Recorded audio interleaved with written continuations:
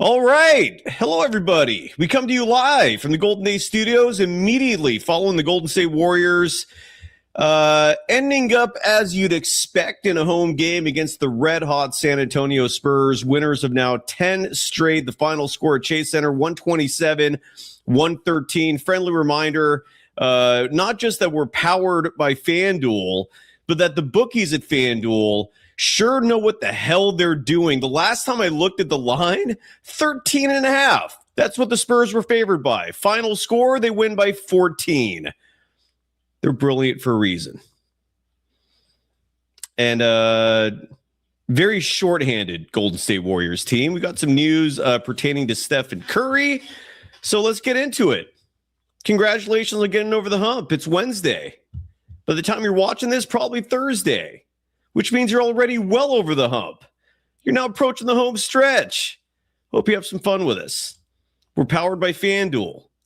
The program is called the Golden Days.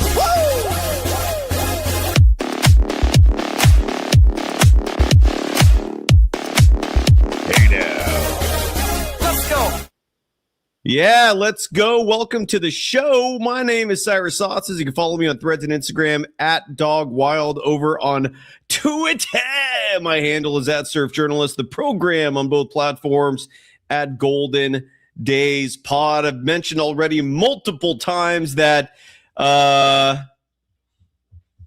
the Golden State Warriors lost tonight handily, 127-113. And I've also mentioned multiple times that FanDuel is not just who powers us, it's also the official sportsbook of both Golden Days and the Believe Network. And I'm at the sportsbook right now. Any of you, anytime you're curious to know what a line is for anything, the sportsbook is open to the public regardless of what state you live in. If you live in a place where it's legal, congratulations, you're a lucky son of a bitch.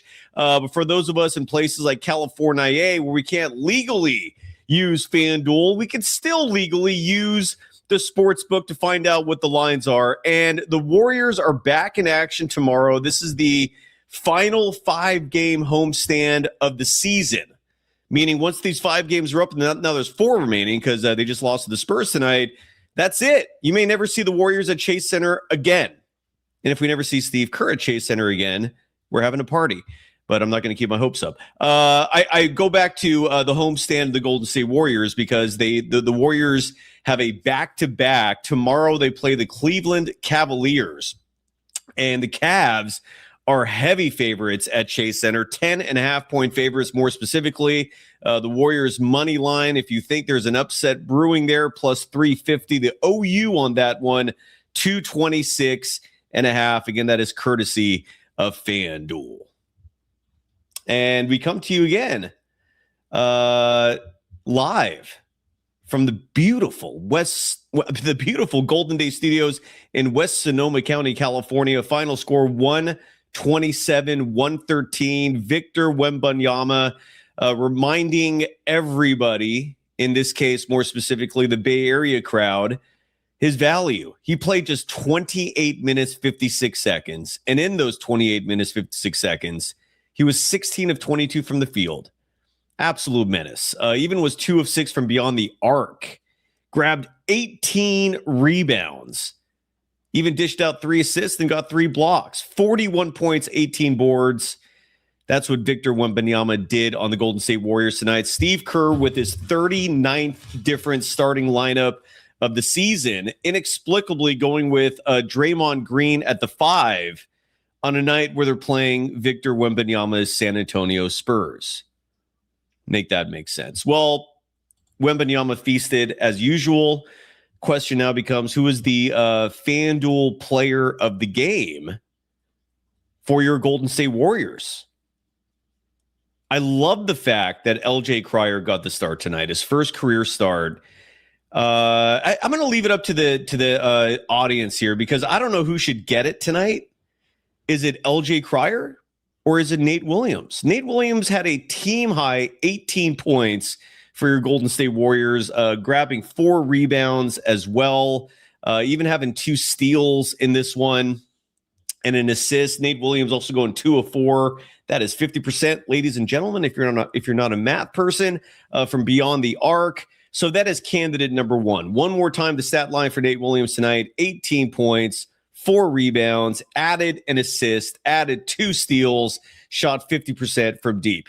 Candidate number 2, LJ Cryer. Again, his first career start in the NBA, and he ties a career high, scoring 17 points tonight, 2 of 7 shooting from deep, 50% shooting overall, adds 3 assists, 1 rebound, and that's it. So those are your options. It's either LJ Cryer with a career high, tying a career high, 17 points tonight, or Nate Williams with the 18. Does anyone have money checkup in the chats bringing up that Podziemski had 0 air balls tonight? Okay, I don't know what you guys are talking about in the chat. Does anyone even care who the FanDuel player of the game is? I'm guessing no. I'm looking at our chat right now, and they're talking about everything but Warriors basketball, or at least tonight's action. Well, I'm going to give it. I'm going to give the nod to Nate Williams tonight, who again is only, I believe, following tonight's game, he's eligible for 3 more this season. The 2A guys will not be eligible for the play-in, and so again, Nate Williams, money checkup says he cares. He votes for Nate. Barbara in her chat saying, I care. Yoko Nakagawa, hope I pronounced it right, also saying Nate Williams. There you go. Nate Williams, our FanDuel player of the game. Kudos to Big Nate. Again, making a strong impression in his very limited time with your Golden State Warriors. Your FanDuel player of the game. One more time, Nate. Maybe the most impressive stat. I'm just noticing this right now. Forgive me if you folks have noticed this, and I did not, but Nate Williams played all but 1 minute and 25 seconds of this game. True story. Nate Williams played 46 minutes and 35 seconds tonight. Wow. And he delivered. Got 18 points, a team high. 50% shooting from deep, 4 boards, and an assist, 2 steals. Your FanDuel player of the game in an astounding 40. Am I reading that right? Yeah, 46 minutes, 35 seconds. Wow. I mean, I know Will Chamberlain used to drop 48-minute games when he used to play for the Philadelphia Warriors. So something tells me that is not a franchise record, but that is up there. That dude played throughout. Anyway, so there you go. But yeah, the Warriors were handily outmatched in this one. The Warriors are playing the 3-point chucker strategy, and that worked for Draymond Green. Among a handful of players, the Warriors were 14 of 35 from beyond the arc. That's 40% of 3-point attempts dropped for your Golden State Warriors. San Antonio was not shooting the ball well from deep. They were just 15 of 47, good for just 31.9% of their 3-point attempts. But the Warriors did get crushed on the glass. San Antonio out-rebounding them 48-39, outscoring them in points in the paint 52-44. I want to mention Draymond Green really quickly, who only played 20 minutes, 41 seconds. I'm guessing that's partly because he's expected to play tomorrow night in the second of a back-to-back. The Warriors were very shorthanded tonight. Guy Santos, a scratch because of a bruised pelvis. GP2 was out, I believe, because of right knee management. I forget. Don't quote me on which knee. I know it was a knee. Quentin Post was out because of an injured foot. I believe he suffered that the last Warriors game, and they call that injury management for him as well. So all 3 of those dudes were out. And then DeAnthony Melton missed the game, not because of the knee, interestingly enough, but because of a sprained thumb. A left thumb strain, more specifically. I don't know if that means we'll see him tomorrow, and that was just an excuse to keep him out. But a lot of players missing for your Warriors. And then there's the story of Stephen Curry. And in the ESPN broadcast, that's what I watch tonight, because anytime I can listen and get information from a different source. It presents a fresh perspective, far less of homer takes, meaning you're not getting the biased commentary that you get from NBC Sports Bay Area and other Warriors affiliated properties. And one thing they said that was interesting on the ESPN broadcast tonight is that what Stephen Curry told them is, with all the previous attempts to try and come back, where he faced issues and he faced roadblocks, and the reason why he could never progress to the next step of rehabilitation and then hopefully coming back is he would feel the knee get worse on him the next day. So Stephen Curry would go through a workout, test the knee, and then he'd wake up the next day and the knee would feel worse. And this time, meaning I believe today, he woke up and said it felt fine. Now, there is nothing confirmed for Sunday, and the Warriors themselves even issued a press release today at 5 p.m. And the press release stated as such: the Golden State Warriors guard Stephen Curry, who has missed the last 25 games due to patellofemoral pain syndrome / bone bruising in his right knee, participated in a live 5-on-5 scrimmage yesterday. Today, by the way, represented the 26th game he's missed. Steph continues to progress in his return to play protocol and will likely participate in another scrimmage this week. He will be reevaluated again over the weekend. So that's the latest from the Golden State Warriors. And what this comes down to, I think, is if he's feeling really good, we might see him as soon as Sunday. The Warriors now have 6 games remaining in the regular season. 4 more at home, and then you got 2 on the road to finish the year.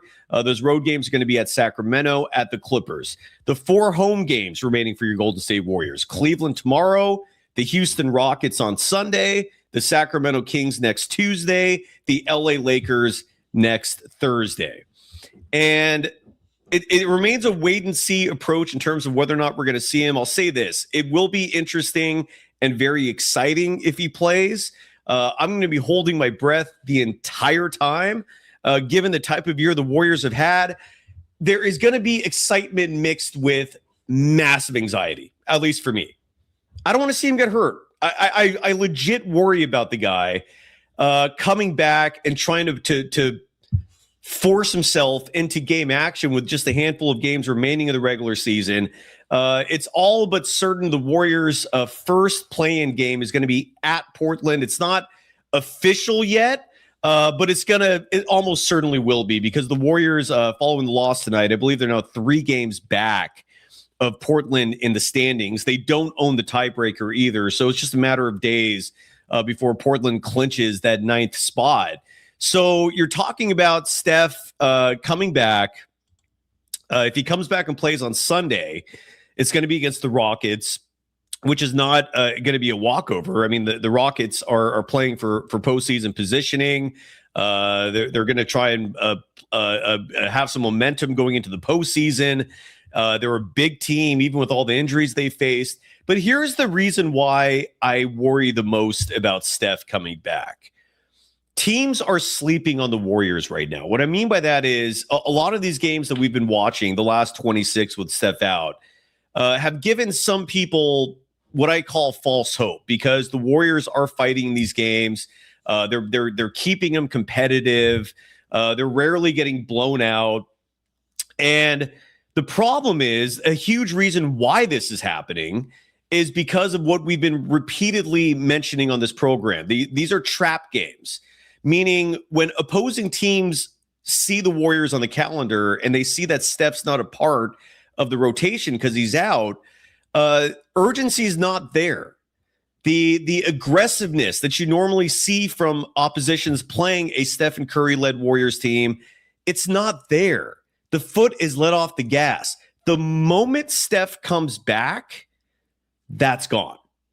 Meaning, if let's say Stephen Curry plays Sunday, and this is official, the biggest agenda that Steve Kerr is going to have is not finding opportune moments for Stephen Curry to be unleashed. It's going to be keeping him safe. And unlike here's the difference between the Warriors playing the Rockets Sunday with Steph and without Steph. If you play Houston Sunday without Steph, you're going to see most likely a performance like tonight. The Rockets will come in, they'll be half awake, they're not going to take the Warriors seriously, the urgency will not be there, and you're going to see a game that may or may not be closer than it should be, and a game that's towing the spread, which again tonight was I think 13.5. That line was moving quite a bit. It's a big one. Cleveland's favored by 10.5 tomorrow. Something tells me Houston's going to be favored comfortably for that Sunday game if Steph does not play, for good reason. But you may also see the Warriors have a fighting chance in this game, because just like every other trap game that the Warriors have found themselves in on the wrong side of it, because other teams are not playing with the same level of urgency, you see the Warriors being competitive. Now, let's say, so what I'm trying to say is no Stephen Curry Sunday. Houston likely wins, but it's going to be like a lot of these games that the Warriors have played against better teams where they stand a fighting chance because for the upteenth time, as we've said before, there just is not that level of aggression, that hunger that exists from teams depending on the level of competition. Teams play down to their level of competition, typically. Not always, but typically. It's human. And human nature plays a huge part in that. Now, if Stephen Curry comes back, if Stephen Curry's active for Sunday's Warriors-Rockets game, Houston is not coming into Chase Center with a laissez-faire attitude. The Rockets are not coming into Chase Center with that Olay bullshit, which I normally say for Warriors media, but it's the Olay bullshit. It's just another excuse for a laissez-faire attitude, just a half-assing, who gives a shit. I care more about other things. Priorities aren't there. It's Olay bullshit. And the Olay bullshit is what you are seeing routinely from other teams when they play the Warriors. There is no Olay bullshit from the Rockets if Steph plays. All of a sudden, every other team is going to act like the Warriors are the dynasty Warriors, and they're not letting their foot off the gas. They're going to play up to the competition, and that worries me. That concerns me. And the concern primarily, besides the big picture stuff no one likes to talk about, which is that the Warriors, if they finish with the 11th worst record, which is where they currently are, and they don't make the playoffs, meaning they get to the play-in as they're going to, and then they lose. They don't make the playoffs. They're going to have, at worst, most likely, the 11th pick in the draft. They also currently have, there's a website called, I believe, Bracket Busters. Here, I'll show this site for all of you, and you all can play this game at home as well. If you're listening on the podcast, you will miss out on the visual exercise. But no, not Bracket Busters. It was a Lottery Busters. Well, what was it? What was the name of that site? Hold on. God darn it. Is it Lotto Busters? Hold on. Give me 1 second. I had this all queued up. There is a website where you can basically play around and spin the wheel, the NBA draft lottery wheel, and find yourself in a best case and worst case scenario with your draft pick. And if you give me just 1 more second, here it is. And this is what it looks like. And this is what happened when I ran the exercise. And again, if you're watching this on YouTube, you can see what I'm talking about. I will try my best to articulate this for the podcast audience. So this right here is what this draft lottery website looks like. And I forgot what the name of it is. And the website's really easy. Hold on 1 second before I play this. It's NBA Draft Lottery Simulator, but it's got a much cooler name than that.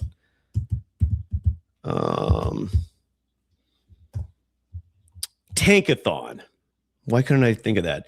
The website is called tankathon.com. And here, I'll share the actual website instead.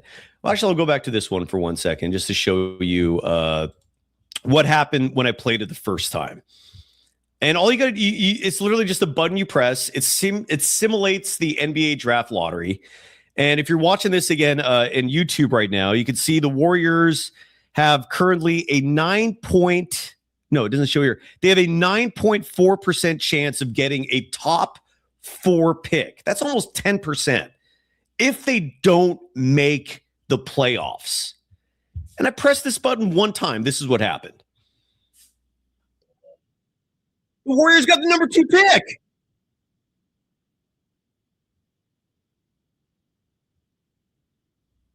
This is what I want to hope for. This is what I'm looking forward to this summer. Is the Warriors being involved in this? The Warriors currently, again, have the 11th worst odds, and which gives them a 9.4% chance of getting a top 4 pick, a 2% chance of getting a number 1 pick. Now, I'll play the simulator again for the audience, but I'm also confident that I'm not going to win anything because, of course, when I try to show this to an audience, it's the Warriors will not win the lottery. Go away, ads, please. Let me zoom in one more time. But this is what I want to have fun with this summer. I want the Warriors to have a shot at a top 4 pick. And if you press this button, sim lottery, in this case, okay, the Warriors still had the number 11th pick. So the Dallas Mavericks got the number 1 pick again from this simulation. My God, could you imagine if that happened? Sacramento it gets the number 2 pick in this scenario, and they're going to draft Darren Peterson because that's what they do. Let's simulate it again. Warriors did not get a top 4 pick. This time, Brooklyn got number 1. Wizards got number 2. How is Dallas constantly getting in the top 4? Damn it. This time, the Warriors did not win again. Of course, like I do it myself when no one's looking, and they win it like a million times.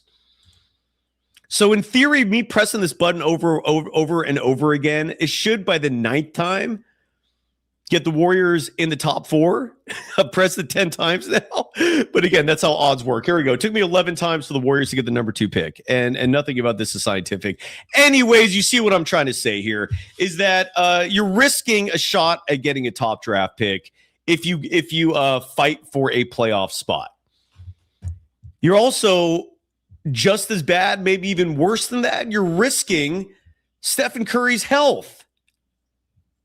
That's the part I don't like. You've seen how this whole year has gone down. Could you imagine how cataclysmic of a scenario that is? If Stephen Curry suffers like a serious injury, now he's out all of next year.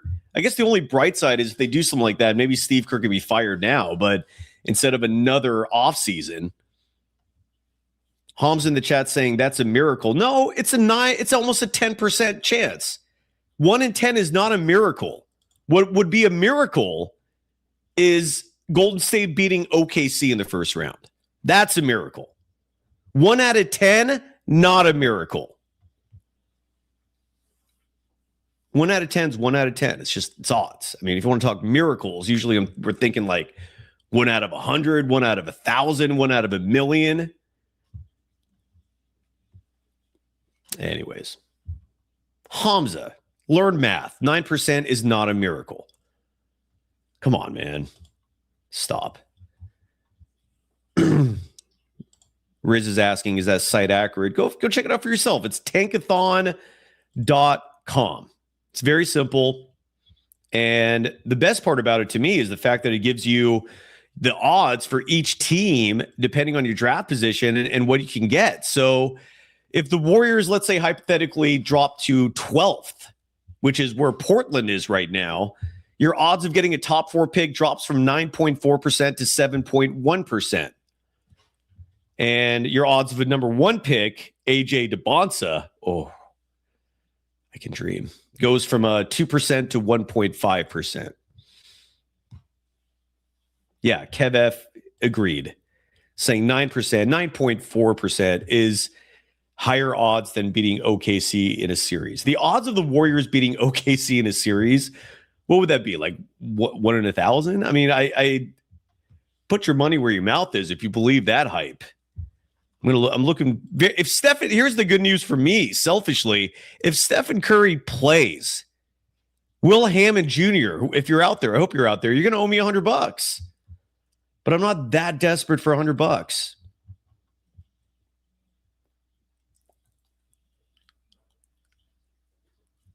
Oh, God. Hamza, come on, man. Tom's in her chat saying their point, though, and I know a lot of people share this sentiment, is that you want to see him in any playoff series you can get. Do you really want to see that? You want to see, like Hamza, right now, Stephen Curry can brag that he's never been swept in a postseason series in his life. Do you want to see his legacy get diminished just so you can watch him play another playoff series? I want to see it too if he has real help. I don't want to see him get bullied out there and abused. Come on, man.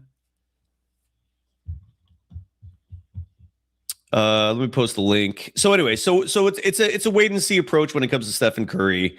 We'll see what happens. But it makes me nervous. It makes me very nervous if Steph does come back. Now, the fact that there is no commitment and confirmation that he will come back yet does make me wonder if this is all just one long game they're playing, stringing fans along to keep their anticipation up.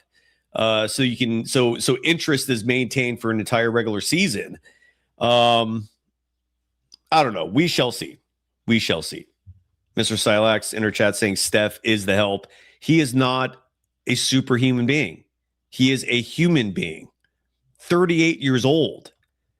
Let's just try and like ditch delusion. Let's not fall into the narrative verbiage here. And let's just try and live in reality, please. Riz in our chat saying the Warriors should sign Jaden Ivey. Stephen Curry would love him. Yeah, we'll talk about that in a little bit. Jaden Ivey, the number 5 pick in the 2022 draft, has become a full-on religious fanatic and is apparently not shying away from expressing those sentiments on social media. Cost him his job with the Chicago Bulls, although the multiple reports have also come out saying that he's been known as Preacher Ivy for a while now, and that the act was already rubbing people the wrong way. Side note, these are the same types of complaints that supposedly got Mark Jackson fired as head coach of the Warriors. I mean, he wasn't publicly espousing opinions like these, but Jaden Ivey essentially calling Stephen Curry not a true Christian because he's not hardcore enough. And then on Threads, I had a little fun with that clip, and we'll play the clip in just a second if you folks want to see it. I actually did cut it up. He did mention Stephen Curry in the same breath as LeBron James and Michael Jordan. I did like that respect. That was classy. Jaden Ivey. Well done. But at the same time, calling Steph out for not being morally righteous enough for you, that's kind of crazy as well. Anyways. Hamza saying, would I be mad if they made the playoffs? I would be anxious. I would be upset that the Warriors just gave up a lottery pick. Yeah. So that people like you can watch Stephen Curry get his ass kicked by OKC. That would annoy me. Yeah. But I'm not going to sit here and if they're in the playoffs, I'm not rooting against them, obviously. At that point, I'd be frustrated that the Warriors just gave up a lottery pick to satisfy the selfish needs of one person. With that said, that one person is Stephen Curry, who I'm not going to get mad at because it's Steph. He ain't Steve Kerr. Steve Kerr, there's nothing special about Steve Kerr. Stephen Curry is one of the all-time greatest players. So here's my honest feelings. If, let's say, the Warriors somehow won 2 play-ins, I'd probably be a little frustrated that night because, again, you literally just gave up a lottery pick. If the Warriors make the playoffs, you're now going to get the number 15 pick, and you're not in the lottery. And you're going to get your ass handed to you by OKC. So I'm going to sit there and watch that series and pray every second Steph doesn't get hurt. And that's what you want to watch. That's what you want to get excited about. Okay. Come on, man. But no, I'm not going to like root against Stephen Curry. Come on now. I'm just trying to think big picture here, man. Like every single thing I say on this show is to try and provide ideas and suggestions that would help the Warriors, not hurt them. Being a first round playoff exit, how does that help anybody? What good is that? Getting a number 11 draft pick that could be a top 4 in one of the deepest drafts in NBA history, that actually helps them in the future, because one of the vital keys to success for an NBA team, talent. Where do you get talent? The draft. And some of you just want to waste the year of all of our lives so that we can watch Stephen Curry get his absolute ass handed to him by OKC.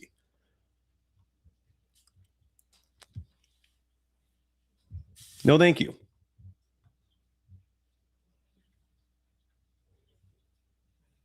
Anyways, let's post the link. And once upon a time, and again, Porzingis God fan with this dumbass. I see this rhetoric all the time, saying, "What makes you think Dunleavy would make the right pick?" If you get a top 4 pick, those picks are established.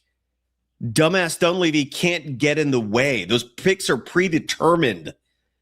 It'd be like worrying about the worst GM imaginable if you end up with the number 1 pick in a draft that has Victor Wembanyama. You can't butcher the pick. If the pick falls to number 11, I'd still say the Warriors are better off with whoever that is next season than not having that pick, than having an even lower pick. Come on, man. Does that not register? And side note, if Porzingis is so amazing that you call him a god and that you're a fan of his, where was he tonight? Why does he duck out against all the big games? He was there for Denver. Awesome, 1 game. And he might be there tomorrow, supposedly.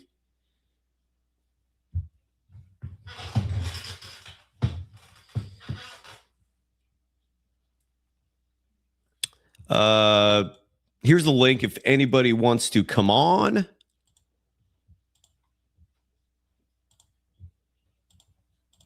We'll play some sound if there is any. I don't know if there's any good I don't know if there's any good games or any good sound.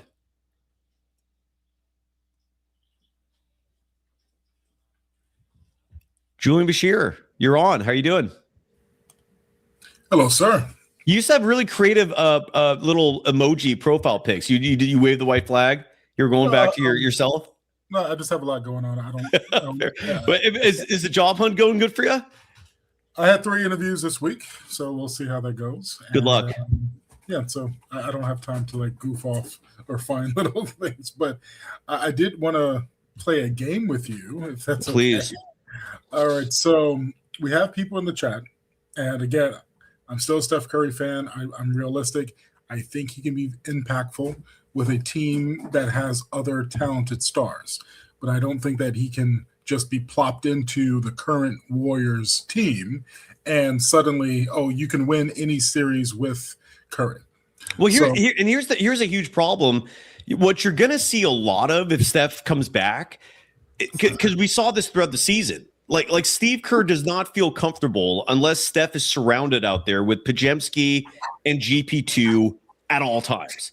And then Draymond Green makes 4, and then Kristaps Porzingis makes 5. That's the lineup you're probably going to see the most of is Steph, GP2, Podziemski, Draymond Green, Tingus Pingus. Yeah, how does that match? Go ahead. Yeah. I'm sorry. No, I'm done. I'm saying, like, how is that, like, you think that stands a chance against OKC? Like, I don't think, dude, the Thunder are going to rock those guys. I really worry, man. I genuinely worry for Steph if that's the scenario we suddenly see him in. Yeah, and tonight's game versus the Spurs, I think OKC is better, but I think Spurs are a deeper roster, and so the team that you just mentioned with the Warriors, you're going up against Wembanyama, Fox, Vassell, Castle, Barnes, Keldon Johnson, Dylan Harper. Like, that's a lot of talented athletic wings, and pods and GP2 is not going to do it for you. So the game I wanted to play with you, and because I've been getting pushback and people say I'm a hater, I would like to name some players, and the premise is this season, as far as stats and impact overall, are they better than Steph Curry? And real quick, by the way, again, Porzingis fan, just further revealing their lack of real knowledge when it comes to the Warriors, saying it would be Steph, Melton, Gee, Draymond, and Porzingis. Did you not watch any games this year?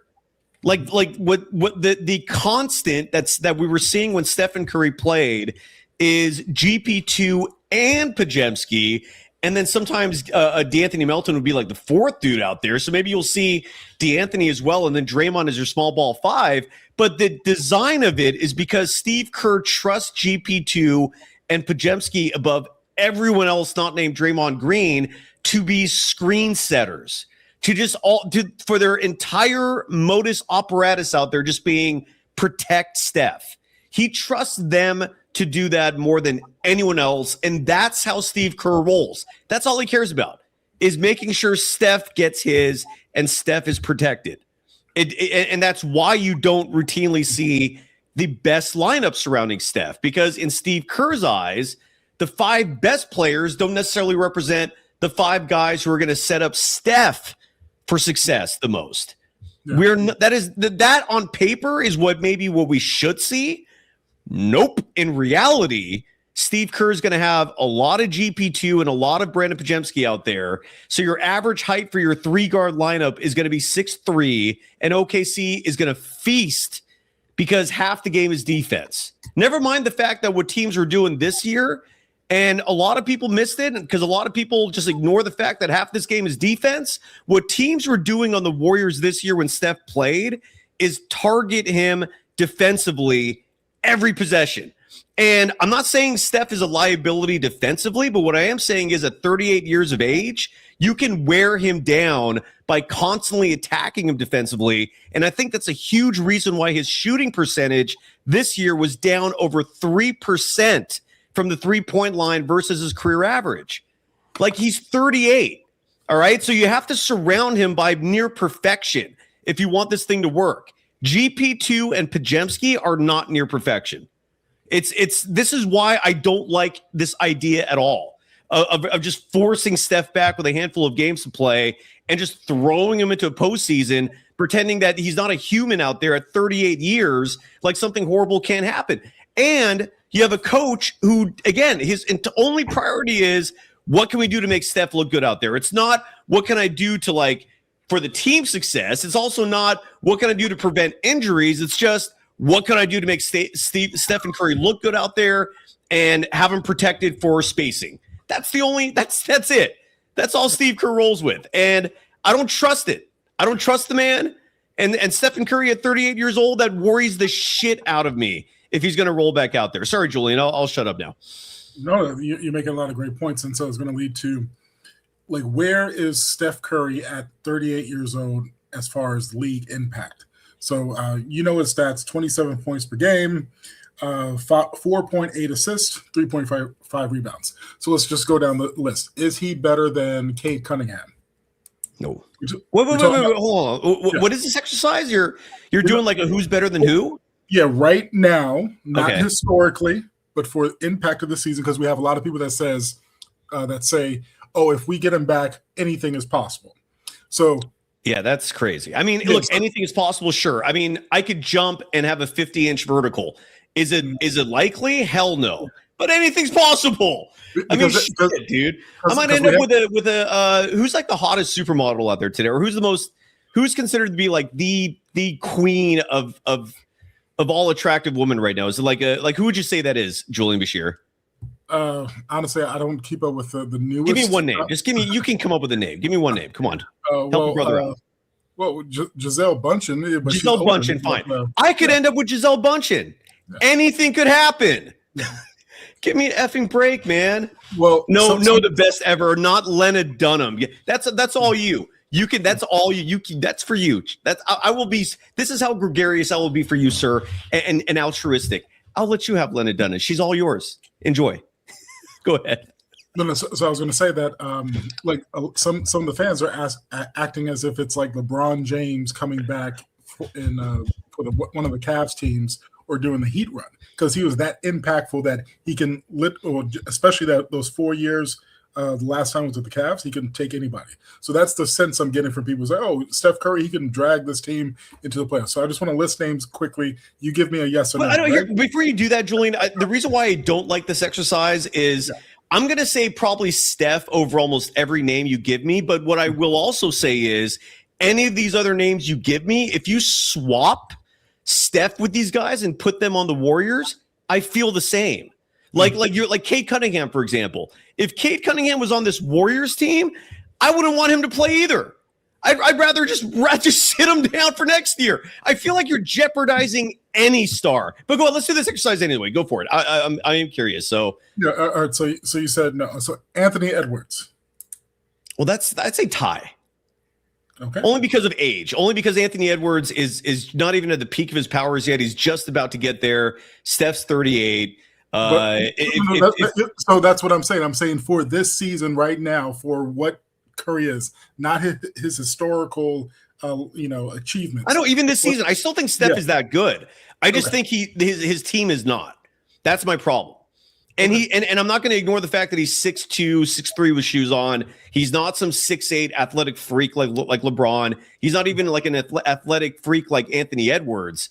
Dude, he's like a 6'2", 6'3" guy who by NBA standards is small. I don't want to risk that. Anyways, go ahead. Let's finish up the rest of the exercise. All right. So Devin Booker, do you rank him below or above? Steph easily. That's not even up for the debate, I think. Go ahead. What else? Tyrese Maxey, 29 points, 7 assists, 4 rebounds. Still Steph. Wow. Well, because you're asking, is this exercise for like a big game? Like you're gonna have this guy from who? Yeah, big game actually, or just who's more impactful? Like if you were to take Tyrese Maxey on, okay. All right, so let's go down the list. You got Jaylen Brown. Steph. Wow. Okay. You think Jaylen Brown in one game is going to give you more of an impact than Steph? Well, I think this year Jaylen Brown is better than Steph Curry. I still think experience probably going forward. Well, experience and then Steph's skill set. Let's simplify this exercise. I'm going to do you a favor here. Yeah. I'm going to go to the. I'm going to give you names of who I think would ultimately be better than Steph, or who should be taken over Steph in like a one-game scenario. Because instead of giving me all these, like Tyrese Maxey, hell no. Tyrese Maxey has never done a thing in the postseason. Like he does not have the experience for me to. The only guys that I would say right now I take over Steph in a one-game scenario would be maybe Nikola Jokic, maybe Luka Doncic, maybe only because Luka's just been on an absolute tear lately. Victor Wembanyama, maybe Shai Gilgeous-Alexander, and I think that's it. Okay. Is there anyone I'm forgetting? No, you mentioned you already mentioned Jokic, but you said maybe. So my overall I want to get or there's also Giannis Antetokounmpo, but he's not like a shooter. My overall thing is as far as you say, there's like 40 games or just impact. Who's winning more games? Who's making more of a difference on their team? So you still think Steph for a lot. For me, and I think there's about 17 players that are better than Steph Curry. Well, I need more specifics for this exercise. Yeah. Like if what you're sitting here telling me is you have a chance to put a team into the playoffs, and the team is missing just one guy. Like you've got a team, and who knows what this team is comprised of. Like if let's say you have a team that's comprised of really good players, and all you need is one more to maybe carry you to a championship, and you have a choice of anybody to be that fifth piece, right? To complete your starting five and your closing five, and you're giving me this exercise. I would go probably those other names I mentioned. F Luka, forget Luka. I still think Steph has it, but I'm not. This is not a one-on-one game, man. Steph is not by himself. He's playing against five other dudes. He has four other teammates, and I worry that Steph just doesn't have the support. That's my concern, man. Like it's not like when Stephen Curry played this year. I know he averaged 27 minutes and change, but it's not like the team was just like kicking ass. I mean, if I remember correctly, weren't they like barely above 500 before the injury? To Steph, I yeah, think. I think it's about like 3 or 4 games over 500. Hold on, let me I see. think I think they're at 500 when Butler went down, but they went on a bit of a run, beating some bad teams, and then yeah. So Steph's last game was against the Pistons at home, and with Steph, they couldn't win that game. So on January 30th, the Golden State Warriors. I want to see exactly what their record was when Steph last played, so I can provide some additional context here. So on January 30th, Pistons beat a Warriors team with Stephen Curry, and the Warriors fall to 27-23. So there were 4 games above 500 before the injury. With Steph, they lost to Detroit, they lost to Minnesota. They got their asses kicked by Atlanta. OKC beat them 130-194. Steph was out that game. He was held out. But again, now you can't hold him out. You can't protect him anymore. How many games have we seen this year where Steve Kerr hides his veterans to protect them against elite opposition? We're seeing this already with Kristaps Porzingis. We already saw this multiple games with Stephen Curry. You can't hide him anymore. Now you have to face OKC every game. All 3 Portland losses, Steph was playing in those games. So maybe this will just be a futile exercise. Never mind the fact that if you care about Steph's legacy, I don't know how it helps Steph's legacy if he comes back and then they lose a play-in game at Portland. And I think they're going to be underdogs for that game. I just don't like it, man. I just don't like the idea of Steph coming back right now. Just reset this thing, let him rest, and surround him with the best help he can next year, and just do a last dance, man. That's just my take. That's just my opinion on it. I don't know.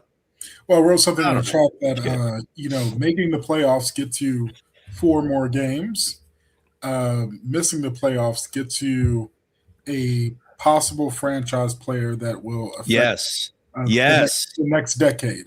So, as a fan, do you want 4 more games, or do you want? Because I'm looking at the top 10 right now. I would say the top 8 you can't miss.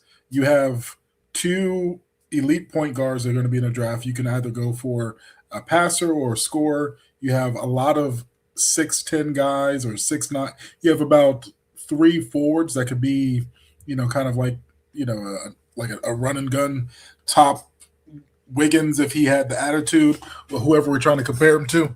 But yeah, so do you want 4 more games, or do you want someone that can change your franchise for 10 years? I don't know. By the way, the order here, because I see people waiting, just to give them some perspective. Zach, you are next, and then F. Kerr, Uncunis. That's a weird one. And then Steph the GOAT. That's the order. And I always go chronologically. I don't want to say always. There are exceptions here and there, but I'm going chronological tonight. That's the order. There we go. Well, I will leave after this because I wanted to take you down memory lane. Because please. The last several years has been Steve Kerr making decisions because he thinks that it's going to lead to wins.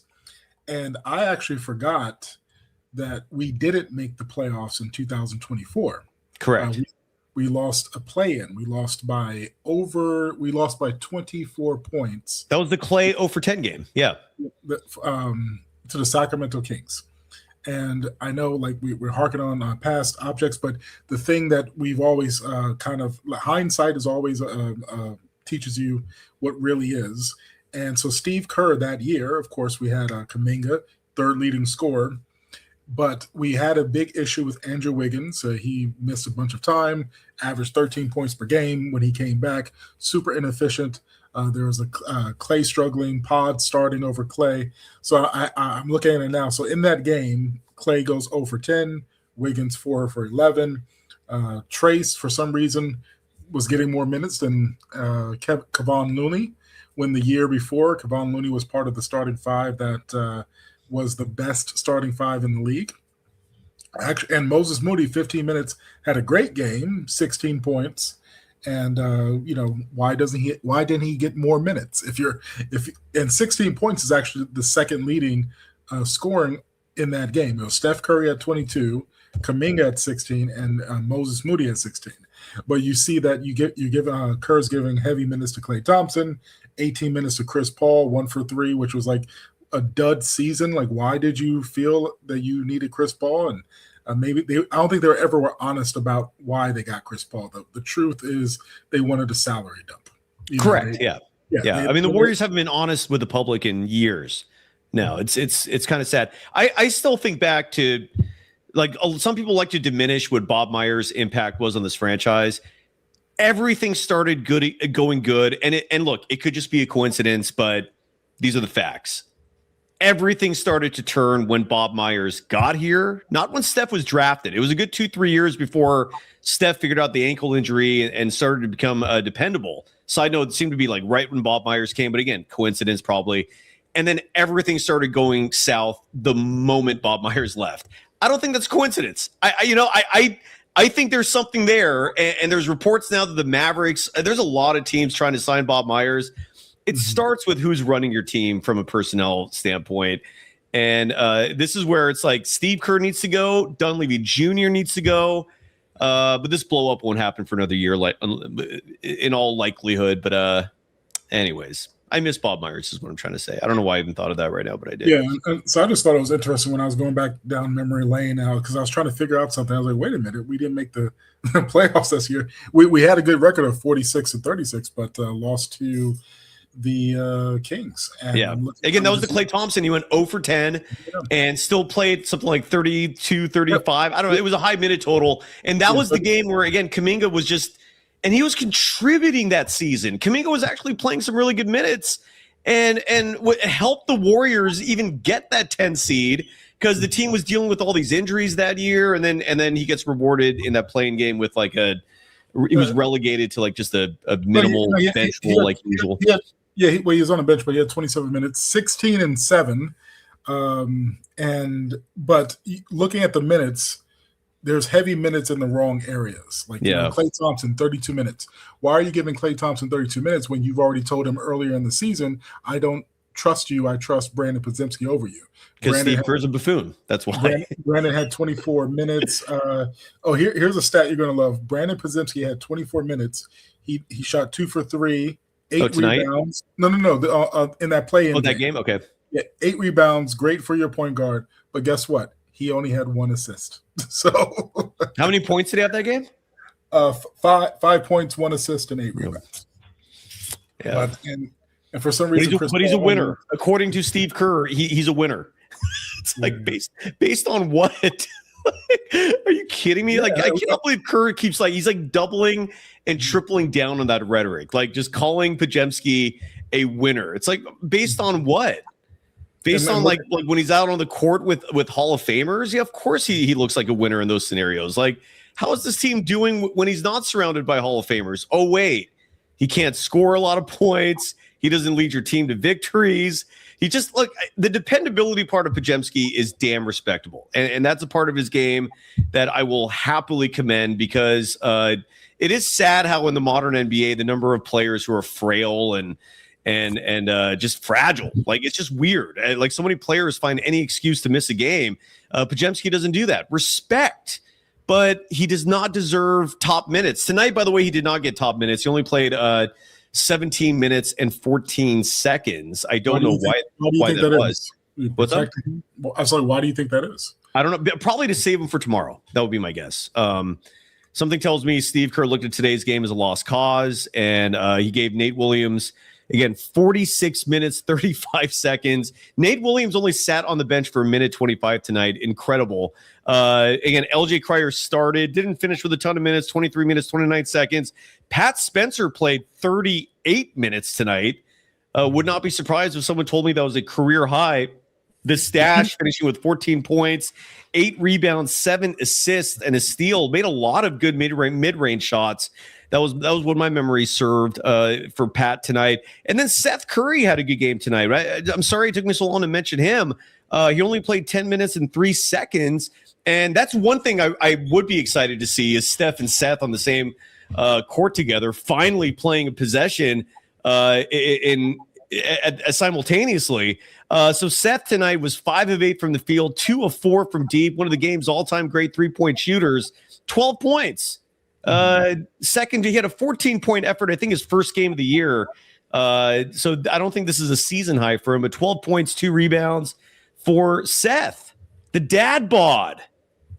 By the way, thanks to the schmo out there who apparently there's like a way you can send anonymous emails, and some asshole like send me an anonymous email going, you casual, you have to give Seth Curry. He got mad at me because I gave Seth Curry player of the game last game just for making an appearance. He was like, man, just all sorts of attacks. Thank you. Sorry. Of course they're anonymous. Yeah. Nobody wants to put a face to the name. They all think they're driving in a car. They can just flip people and treat me like I'm just another driver. They could flip off and then drive on. Thank you very much. So are two-way players allowed to play in the play-in? I don't think so, right? No, they're not. Correct. Okay. So LJ Cryer, Malachi Leons, who was playing tonight with one hand, and who's the third dude? Is Nate Williams, LJ Cryer, Malachi Leons. Why you say Leons was playing with one hand? What happened to him? I don't know. He just had a bad wrist, but I don't know if you. I guess you missed the game tonight. No, I watched the first half, and then So in the second half, and here's a funny exercise actually, just to give you an idea of how unoriginal corporate media is. Take a look at this. These are the two sports talk radio stations in the San Francisco Bay Area.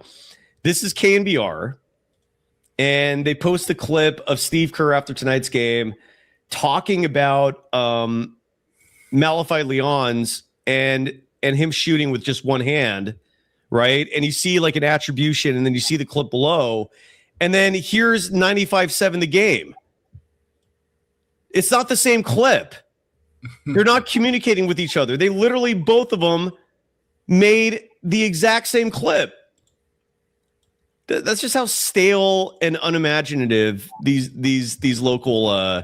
Look at this. I'm switching back and forth. That is 95-7 the game. This is KNBR. Yeah. This is 95-7 the game. This is KNBR. Very a lot of ingenuity there. Bravo on being original, you two. It's great work. Anyways, Julian, anything else? That's it. I'll just say that because when I saw that we were played 4 two-way players, a sad thing that is a possibility is that say Curry does come back and you make a playoff, you play in. If GB2, if Melton and others are hurt and you don't have those two-way players, you could be in some really deep trouble. And I don't want Curry to get hurt. I hope that he stays healthy. But as a Kobe Bryant fan, the year that he tore his Achilles, he was trying so hard to make the playoffs. He was playing 40-some minutes. Correct. Mike D'Antoni was the coach of that team. Well, that was the team that was Dwight Howard, I think, was that his first year with the Lakers? Yeah, first year. Dwight Howard, Steve Nash, Pau Gasol, Kobe. Right, and that was when Steve Nash, and again, this is where there are so many lessons. This is why history exists, so you learn from it. Steve Nash, another example of an aging guard. The body just does not hold up. That Lakers team, I remember all the hype they put behind that. They're like, we got D'Antoni, an offensive wizard. We got Dwight Howard. We got Steve Nash. But Nash was like 38, 39 that year. Hardly played the whole season because his back went out on him. That's what happens when people are old. And then Kobe Bryant, like you're alluding to there, he put all the pressure on his own shoulders and had a great season, but then blew out the Achilles. And then you saw the Lakers with Dwight Howard get bounced in the first round of the playoffs that year, and that was that. Dude, old athletes just don't hold up. It isn't complicated. Anyways. What I was going to say is that he got hurt, and I think Steve Nash got hurt or someone else. And so they did make the playoffs. Congratulations. But they were regulated to 2 no names off the bench to play point guard and shooting guard. So it was the worst thing, and it was very. Who were those guys? Do you remember? Did you look it up? Not in like their names that you would never remember. So I might. Do you have it in front of you or no? I don't know. It'll take me a second to look it up if you want me to. I forgot who they were. What year did Kobe get hurt? Well, because you're right. If memory serves correct, the two guys who replaced Nash and Kobe were total randos. But now you got me curious as to who those two actually were. I'm looking at right now, playoff roster. It's going to be. That's all right. Julian, it's not a big deal. I don't want to keep other people waiting. Any final thoughts? I can look it up myself, man. It's not a big deal, Julian. Unless you're like really close to it, and then I'll. It might have been Darius Morris and Andrew Goldlock, maybe. So there you go. All right, man. All right, brother. Have a good night, Julian. That was Julian Bashir. Joins us very regularly. Let's listen to a clip from the Golden State Warriors real fast. I showed you those two images of 95-7 the game in KNBR. Again, posting like the exact same clip. It's no exaggeration. It's some comedy there, man. Just no ingenuity. I want to hear from Nate Williams. This is not a soundbite. Is there a soundbite of Nate Williams? Because Big Nate was our FanDuel player of the game tonight, and I wouldn't mind hearing from him. All right, let's listen instead to, because I don't see any sound from Big Nate. I don't care to hear from Steve Kerr about and his thoughts on Victor Wembanyama. I wanted to hear from Nate Williams, but I don't see anybody posting clips of Big Nate. So let's hear from Malachi Leons. In case you missed tonight's game, I don't know if he injured the wrist in the game. If he did, I don't remember the play where it happened, but Malachi injures his right wrist on his shooting hand, goes to the free throw line, and the visual was weird because here's Malachi and the broadcast crew's talking about it, obviously, and he's shooting free throws with his left hand. That's how badly injured the right wrist was, and that's also how desperate so many of these G Leaguers are. They will tough it out and play because that's the desperation, man. They want to make it to the NBA.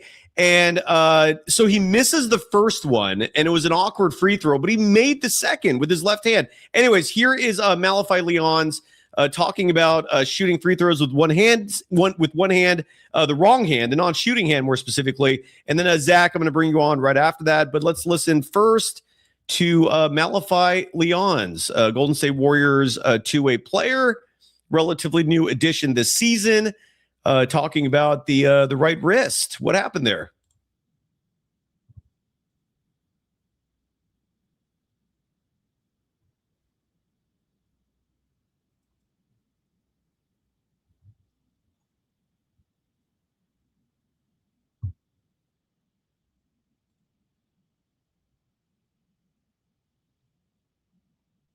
It was a good look.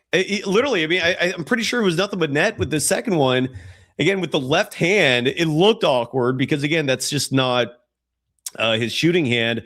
Jeff Riggenbach in the chat. I saw Jeff Riggenbach in our green room for just a second. I'm guessing he couldn't wait to come on. Jeff, I hope at some point we meet. But Jeff saying that Malachi should have shot it underhanded, Rick Barry style. Yeah, what's wrong with a style of shooting that is only proven to be the most efficient? But that's how petty and vain and shallow so many of these NBA players are. They'd rather look good than actually be good. We go to Zach. Zach, have you been on the show before? I apologize for not recognizing you off the top of my head, or just instantaneously. You look familiar. Yeah, I was on. I don't know, like a month back. Yeah, where in the world are you again? Forgive me. I'm in Berkeley. Nice. Yeah. The beautiful city of Berkeley. How you doing, man? What's on your mind? Good, man. Well, I have so many thoughts, and by the way, thanks for having me on. Appreciate it. Yeah, thanks for coming on, man. Yeah. Well, first of all, yes, it's just fun to be able to talk Warriors.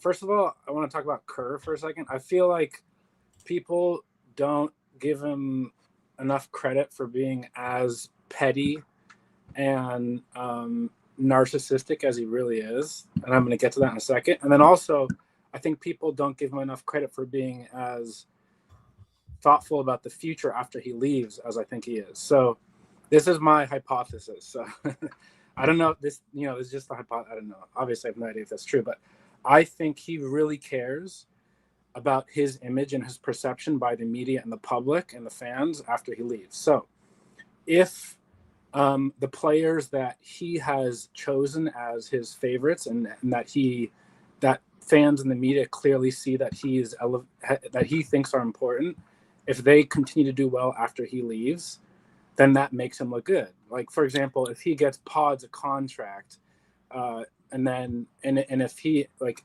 centers Pods in the offense and on the team, and they have no choice but give him a contract, and no choice but to continue giving him tons of minutes because he's just that integral to the team, because that's what that's been established, then that makes him look good if he does decently even after he leaves. And then in contrast, players like, let's say, like, it was clear that he didn't like JK, right? So if JK had stayed on the team and Kerr had left and JK had thrived, that would make Kerr look awful, right? And then by the same token, even for a step further than the individual players, the picks. So, like, let's say the Warriors traded the next 3 years worth of first round picks for Giannis, then maybe they win a chip with him, maybe not. But then Curry leaves, they're going to be trash for 5 years, right? Because not only they're going to be trash for those first 3 years, but then even if they get good picks after that, it's going to take time for those players to get into the system as well. So, right. So he's incentivized for them to trade everything away and go for it now. So I think we need to keep that in mind. Like, I bring that up a lot, Zach. Steve Kerr rarely, if ever, acts. His actions rarely. Let me rephrase that. His actions rarely, if ever, serve the best interests of the organization. It's just what makes him look better, what makes Steph look better, and I think the Steph part of it largely goes back to him. It's like, as long as I take care of Steph, I look good, right? Like, as long as I take care of Steph, I can be friends with him 10 years from now. Like that's what I see in terms of his motive. By the way, did numerous people in the chat were complaining that the Malachi Leon's clip did not have audio? Did you hear that or no? I didn't, but I assumed because I was in the streaming app and not listening to the live show. But yeah. Let's try that again. Please forgive me. Zach, do you mind if we play this one more time? Go ahead.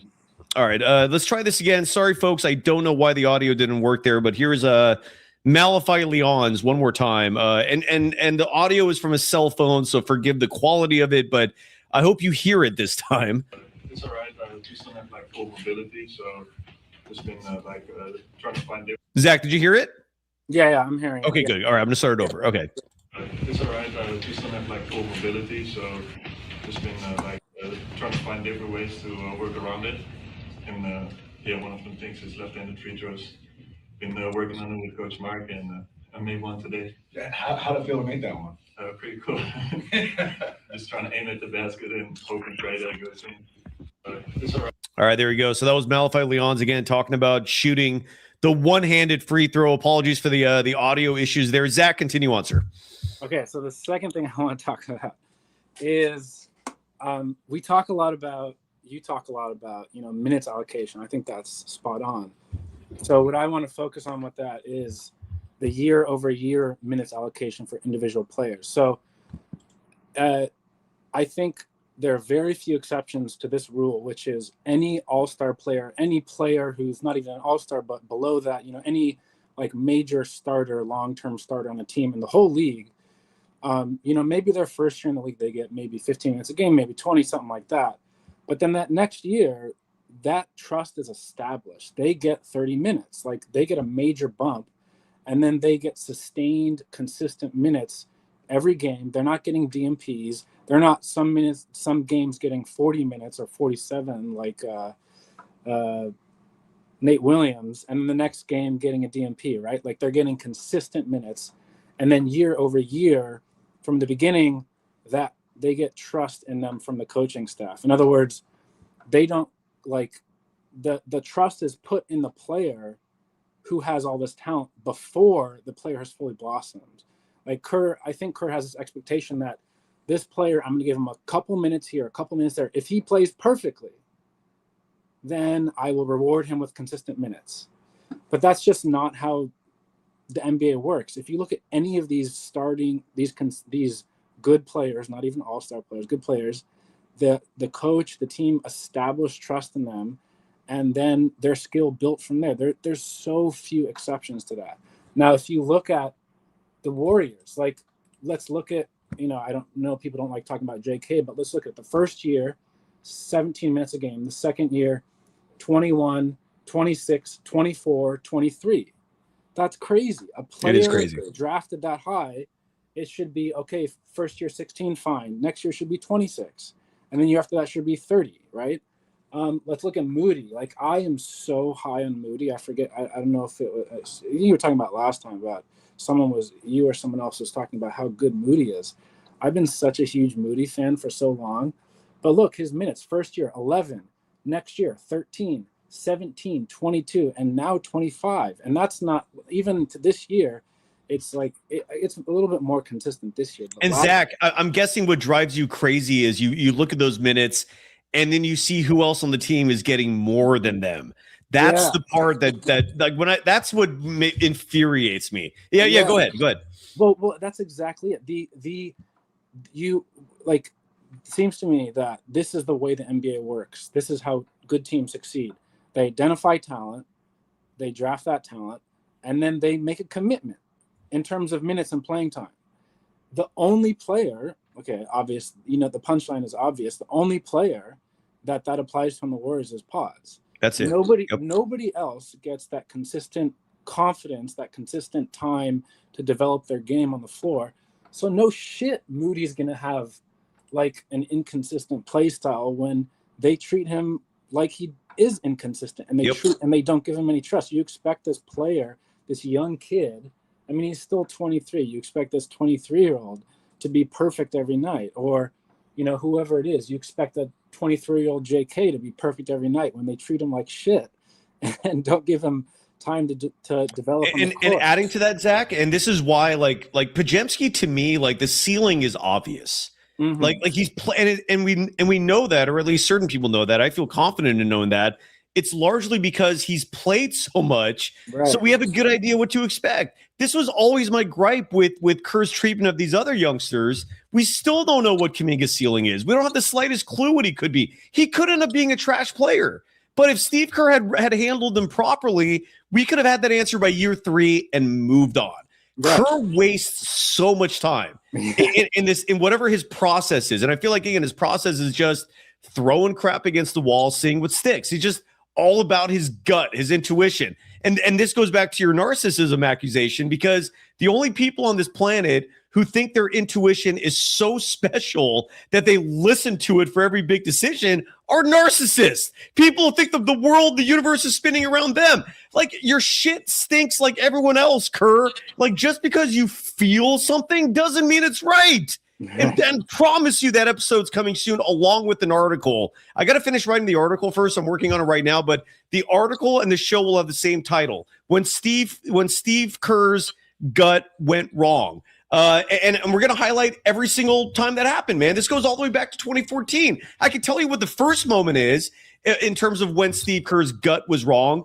In 2014, he takes over the team, and there was a lot of people out there, the Steve Kerr apologists, who actually have the audacity to give him credit for Draymond Green evolving from a bench player to a starter, replacing David Lee. What nobody brings up is that the only reason why that promotion happened is because of injury.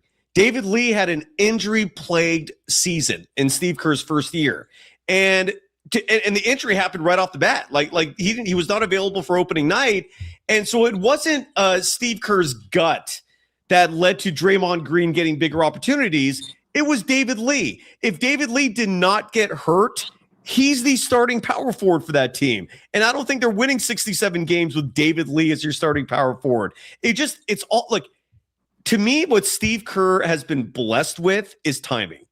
Like, everything times out perfectly for this guy, man. Like, the right teams, the right circumstances. Draymond, David Lee getting hurt at just the right time, so Draymond can step up and then make Kerr look like a genius when all it really was an injury. I'm with you, man. Keep going. Yeah. I'm sorry. I mean, well, no. I mean, there's so much to talk about with that. Like, first of all, going back to what you're saying, not only does he delay players' evolutions by not giving them consistent minutes, he also, and I believe this so strongly, obviously I can't prove it, but he stunts players like in some cases permanently. I have no doubt that like Wiseman is not, the next Kareem Abdul-Jabbar, sure, but like who knows what he could have been if he had been given consistent minutes and been brought into the system, right? And so many examples of that.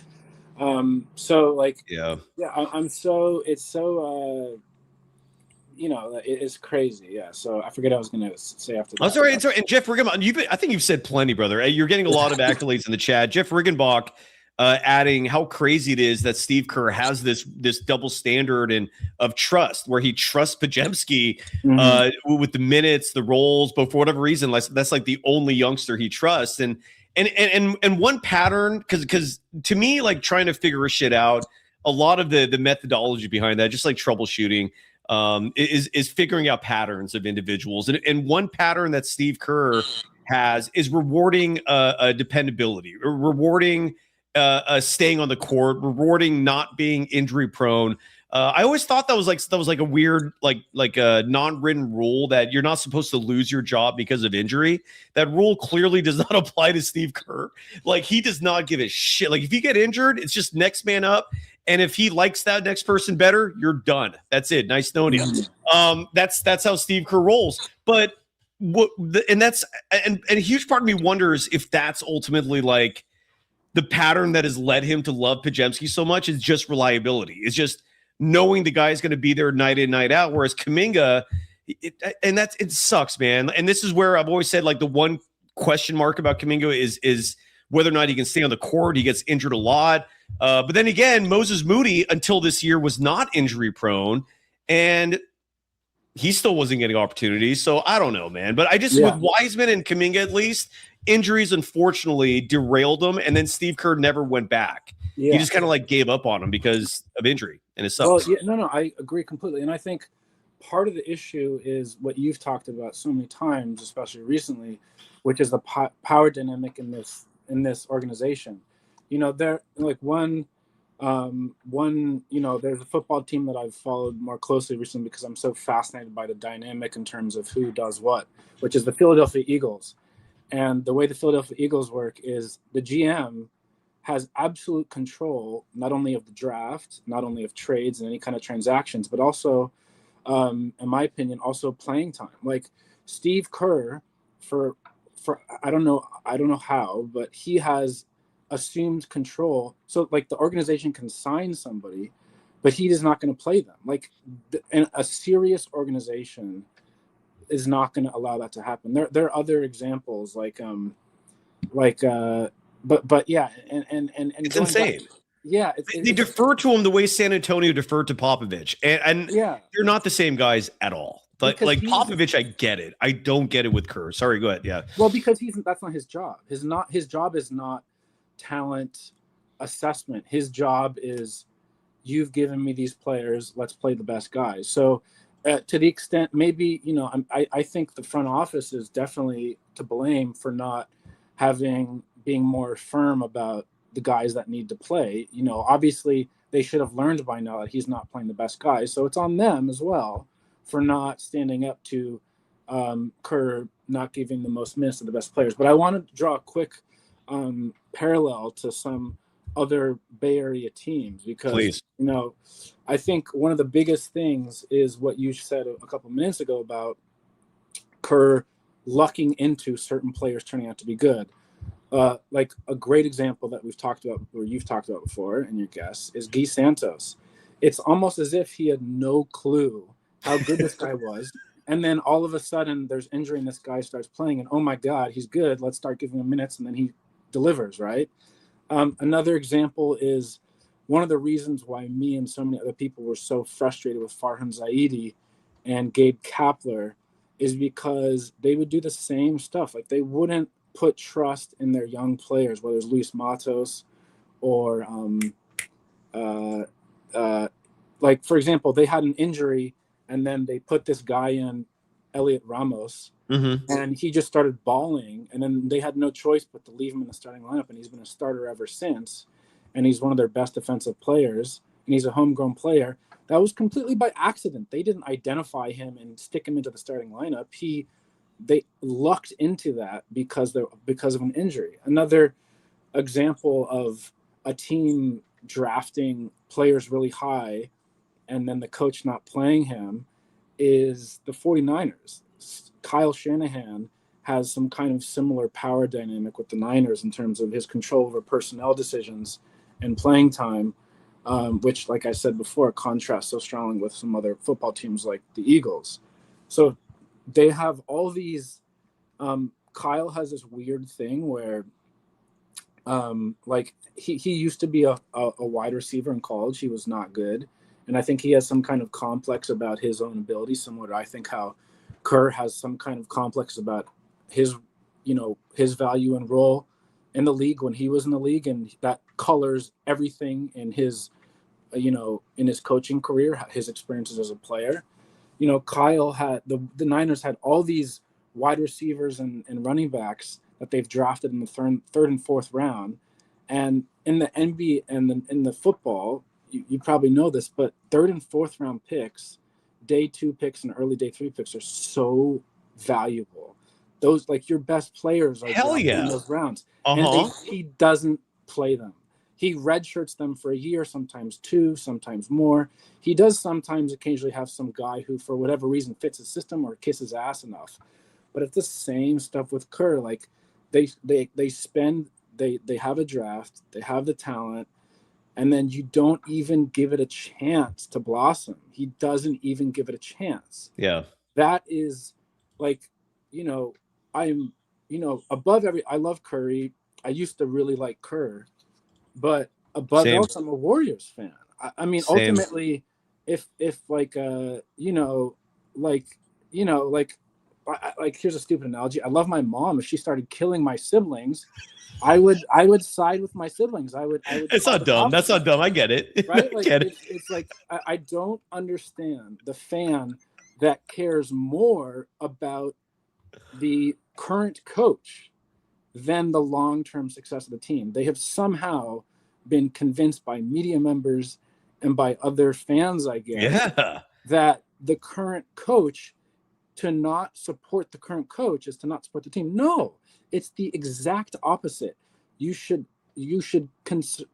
only care about the team, and to the extent the coach is getting in the way of what's best for the team, get rid of the coach. Exactly. Get rid of the coach. It's not worth it. They're a dime a dozen.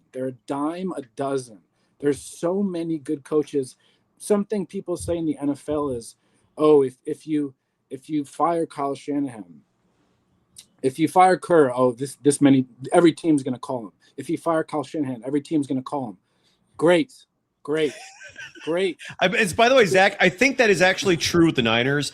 And I'm sure you know this, like football coaching, the value and the role of a head coach is night and day different versus, like, to me, a basketball, an NBA, not basketball, but NBA more specifically, an NBA head coach to me should have the same title as the head coach in baseball. They call the head coach in baseball a manager.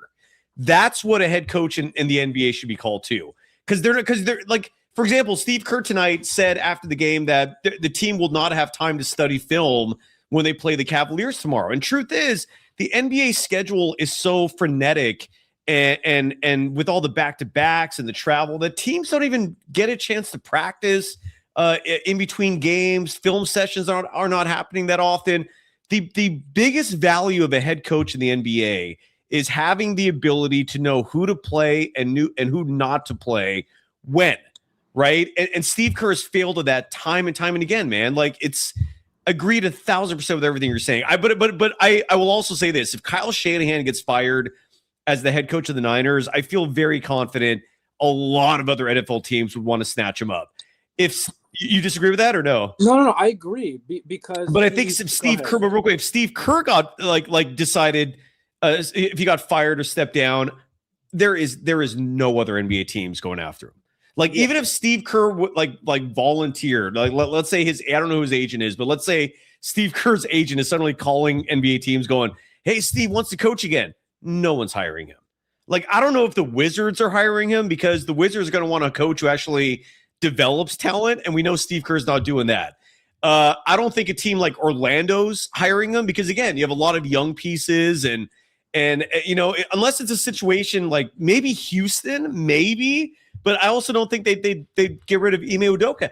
I don't think Steve Kerr gets a job anywhere if he's fired. I really don't, man. I like this. I'm not saying that because of any personal bias. I really think when you look at the 30 NBA teams, none of them want anything to do with them, man. And there's that GM poll is all the evidence you need. And that's what led to that dumbass riff with Larry Krueger, who I thought was a little cooler than playing the corporate media bullshit game. But even he's afraid to call out Steve Kerr. And he was gaslighting, saying, well, the GM poll, NBA GMs like Steve Kerr, no, they don't. We reveal those survey results on the show the very next day. No. When you look at the annual NBA GM survey, and there's a good 4 to 5, maybe even 10 different questions that are asked about head coaches. Which coach would you want to hire the most? Which coach do you trust the most? Kerr shows up in maybe like 1 or 2 answers, getting like 3% of the vote. And side note, 3% means one GM voted for them. That's what it comes out to. Steve Kerr, he's milking every penny out of this situation he's in because he knows no one else would ever give him another job. And it sucks. Yeah, no, and you're right. I'm in 100% agreement. By the way, I used to watch Larry a lot of his content, especially his content around the draft, which I appreciated. But long story short, I don't watch him anymore. But by the way, I don't want to get no need to get into it. But by the way, I don't care if you do, but yeah, okay. I think it would be interesting. Not worth talking about. Okay, so I think it'd be kind of cool actually because I have so much to. I don't really want to get into it on Kyle because I could go on for hours about Kyle and the what's going on with the Niners. So it would be cool, like if you had bored about talking about the Warriors during the offseason one time and want to have a show about the Niners, that'd be cool. I'd love Niners. But basically with Kerr, like I'm in agreement 100%. So I have no disagreements from me, and I think I agree with everything you've said in the past about how. There are certain perceptions in the leagues about coaches, and those perceptions are shaped by the media. They're shaped by media who are friends with these coaches and who used to play for them or play with them or used to be their assistant coaches. We could go on and on about like all the reasons it would not be an issue to replace them. So yeah. Jamal Brown in the chat saying when Steve. I don't think he's going to get fired, but when Steve's gone, I mean, if he's fired, even better, that he's going to throw a fat party. We're throwing a fat party. I've said this before. The moment that news drops, and something tells me it's going to be another year before that becomes official, because I'm a little cynical about anything involving Steve Kerr. I've just lost faith in anything just happening with that man in that job. But when the day comes and he's out, we're finding a venue. It's going to be a Friday or Saturday night, and we're all going to party. I'm going to be there. I never leave my house. I'll leave my house for that. We will partay. Libations. If drugs, if you want them, bring them. I'm not supplying, but if you want to bring them yourself, I ain't discriminating. Point is, we're going to have some fun because you party to celebrate, and that is something to celebrate. Yeah, that sounds awesome. By the way, so yeah, I appreciate you letting me go on and on. Of course, maybe just dude. like one last little thing, please, and I'll let you get to somebody else. So first of all, I actually have enjoyed watching the Warriors more these past couple of weeks since J.K. has been traded because I don't have to agonize about him sitting on the bench. Honestly, like I can just enjoy watching Moody and I can enjoy watching Gee. And it's just kind of fun. I mean, I also have to watch pods. And I don't think he's the worst player I've ever seen on a basketball court. But I do think he's one of the dumber players on the team and least intelligent in terms of his decision-making. He's just average, dude. There's just nothing special about him. There's nothing special about him. Like Steve Kerr acts like Steve Kerr has adjectives for him, like connector and all this other shit. Yeah. I don't see anything about his game that tells me he deserves to get a huge chunk of minutes. To me, he's better than Ty Jerome.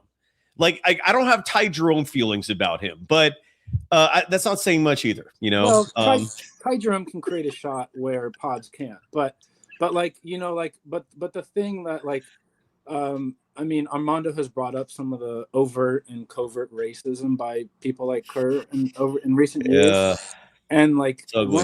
one of the most racist and disgusting and like just disgusting, things that we've heard about JK is the IQ thing. Even though, like, if you watch a game with the Hawks, or even when he was on the Warriors, he consistently makes good decisions. I just don't understand it. Whereas Pods, he consistently makes bad decisions, whether it's driving to the middle of the lane and then realizing, oh, I have driven into the middle of the lane. Now what?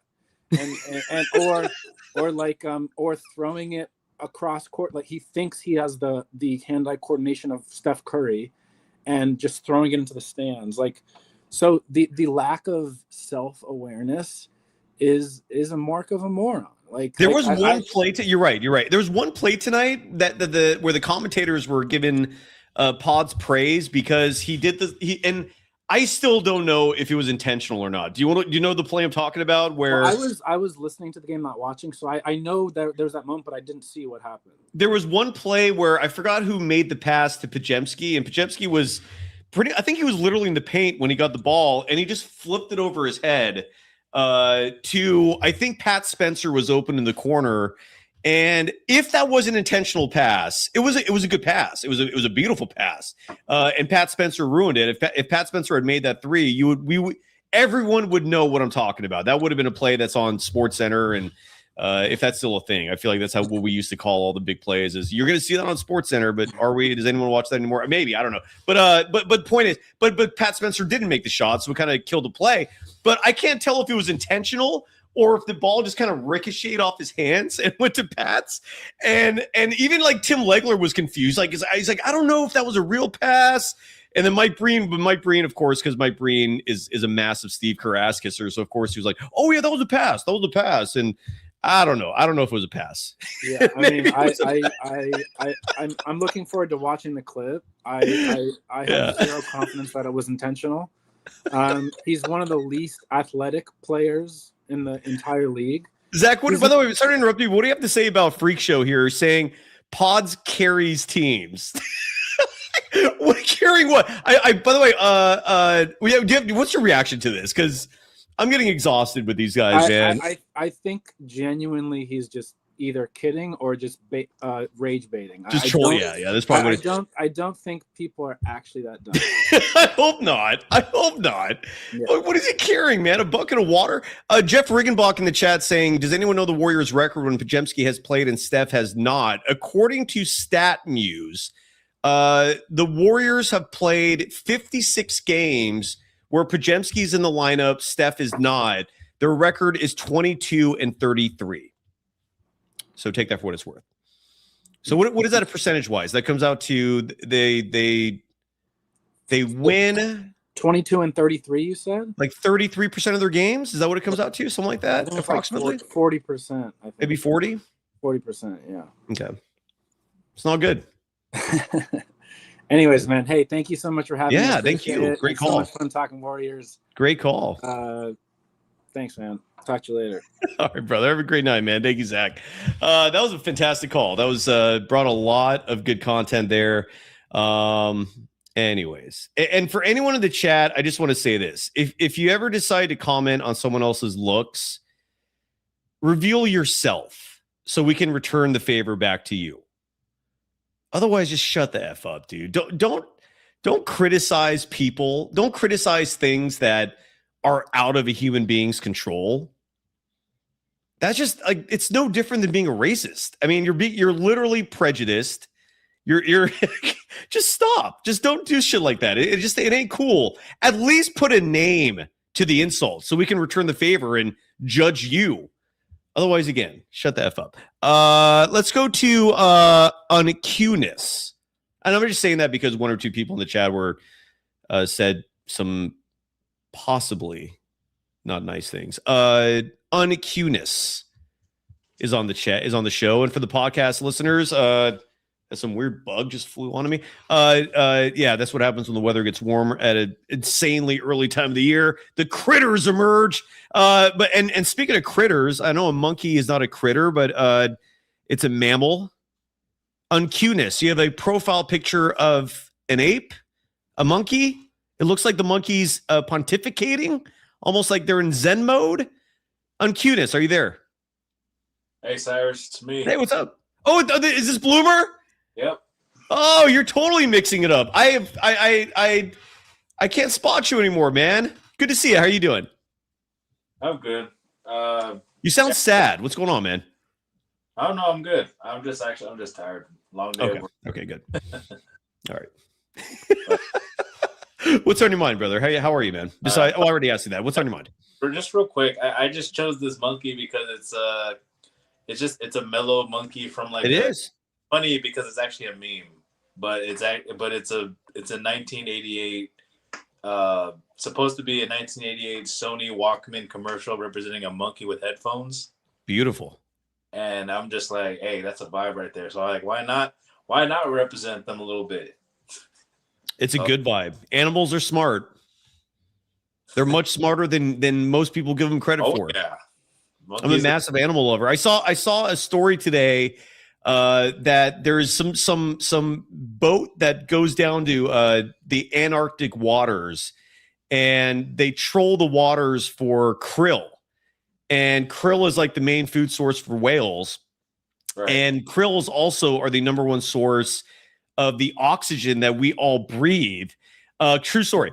Because the oceans are full of these things, and they help provide the nutrients that provide the ocean with nutrients, and then the oxygen that gets pumped in the air. Anyways, there's a ship out there that goes around just collecting krill, like mass amounts of krill, because I guess a lot of like homeopathic medicines are their derivative is krill ground up. I didn't know that. And I bring all this up because I feel like there's something very unethical about purging the ocean of a whale's primary food source, so that people who like beauty products and homeopathic medicines that you could probably find an alternative for, that's what you're fueling. But more importantly, there's do you know that one dude? I think his name is Paul. Like South Park did a whole episode on him. He's the guy who would go around trying to save the whales, trying to save dolphins. From the Whale Wars. Yes. What's his name? I know what you're talking about. It's Paul something. Anyways, it had something to do with him and one of his boats, except the boat was violent. And again, it made me think of South Park again, because I've always been critical of like environmentalists who won't actually take action. Like all they do is just say shit or like hold up signs. It's like, that's cute, but if you're not actually doing something about it, like all you're doing is just sending empty words into the air and nothing happens. These guys plowed their boat right into that krill boat and almost killed everybody on that krill boat. And all I could think of is, yes, fight for the animals. WWF, World Wildlife Federation, who they many years ago, the WWE used to be called the WWF, and then the World Wildlife Federation took that acronym because they had it first. I don't know if people are aware of this, but the WWF is who I donate the most to in terms of philanthropy, because they literally have mercenaries on the ground in Africa fighting like it's real warfare against the poachers. That's what I'm talking about. That's where environmentalism needs to go, man. It is real warfare. Protect the animals. I'm done ranting and preaching. I apologize. Bloomer, what's on your mind? Yeah, no, the guy you're talking about from South Park is Paul Watson. Paul Watson, thank you. Yeah. Thank you, yes. And Paul Watson was kind of soft. Like this was like a split off of Paul Watson's group. But like the boat was once a part of his group, and then I think they split off, and this split off is a little more radical, which I like when it comes to protecting animal rights. And yeah, man, they just barreled into this boat. I haven't seen the footage yet. I hope there's footage because I want to see this and protect the animals, man. They need some humans to fight for them. I support that. What's on your mind, dude? Yeah. So on Warrior topic, another L, which is actually good news. So gotta give an applause for that. Good news. Why? Because of draft positioning. I already planned that. I was already with you on that from the get-go. a lot of my fan members actually are still on the idea that they still can try to make the playoffs and try to, make something out of what they have, even though they're more than half of the roster is pretty much banged up, right? Dude, really, that is delusional. Like I don't care. Look, even if this was Stephen Curry at 28, right? Like 30 years old, they're not beating OKC. Maybe if Steph is 28, they win one game. Yeah, maybe that's your miracle. You get one win, kind of like the 87 Warriors when Sleepy Floyd had to drop 29 in the fourth quarter, 39 in the second half. Side note, those are still postseason records, dating back to 87, and the Warriors staved off a 4-game sweep by the LA Lakers, the eventual world champion LA Lakers, because of Sleepy Floyd's heroics. That's the kind of shit you might see with the Warriors and OKC. If Steph was younger, Steph at 38, no. I mean, I was gonna say, it's like I forgot the year when it happened, but it was when it was Baron Davis when he made that what was that I don't know. I was thinking of that dunk, not that dunk. It's that series where I think it was the Warriors in the 2000s. They versed the number 1 seeded, I think it was Mavericks at the time, and they made a huge upset. So, I mean, like, it kind of be like one of those kind of things. If it was like a prime Curry on the team right now, like, you'll get a 1-game great, like, okay, cool. And then you can, like, make it into the, what's it called? Into the playoffs. And, because they were playing in the play-in, right? So it would be like something like that. But then you don't really have anything else to look forward to because you already know there's no I in team. No. And by the way, Zeba Bates in her chat is saying Steph and company are winning at least 2 games in that first round series. Email me. Okay, I'm already going to win $100 easily if Stephen Curry plays just 1 game. This is what gambling's for, man. Sometimes you got to do what's called emotional hedge bets. You do this so at least if the team you love does something stupid or wrong, you win some money out of it. You're getting a consolation prize. And what I mean by that is I already have one bet with I mentioned this already earlier in the show, Will Hammond Jr.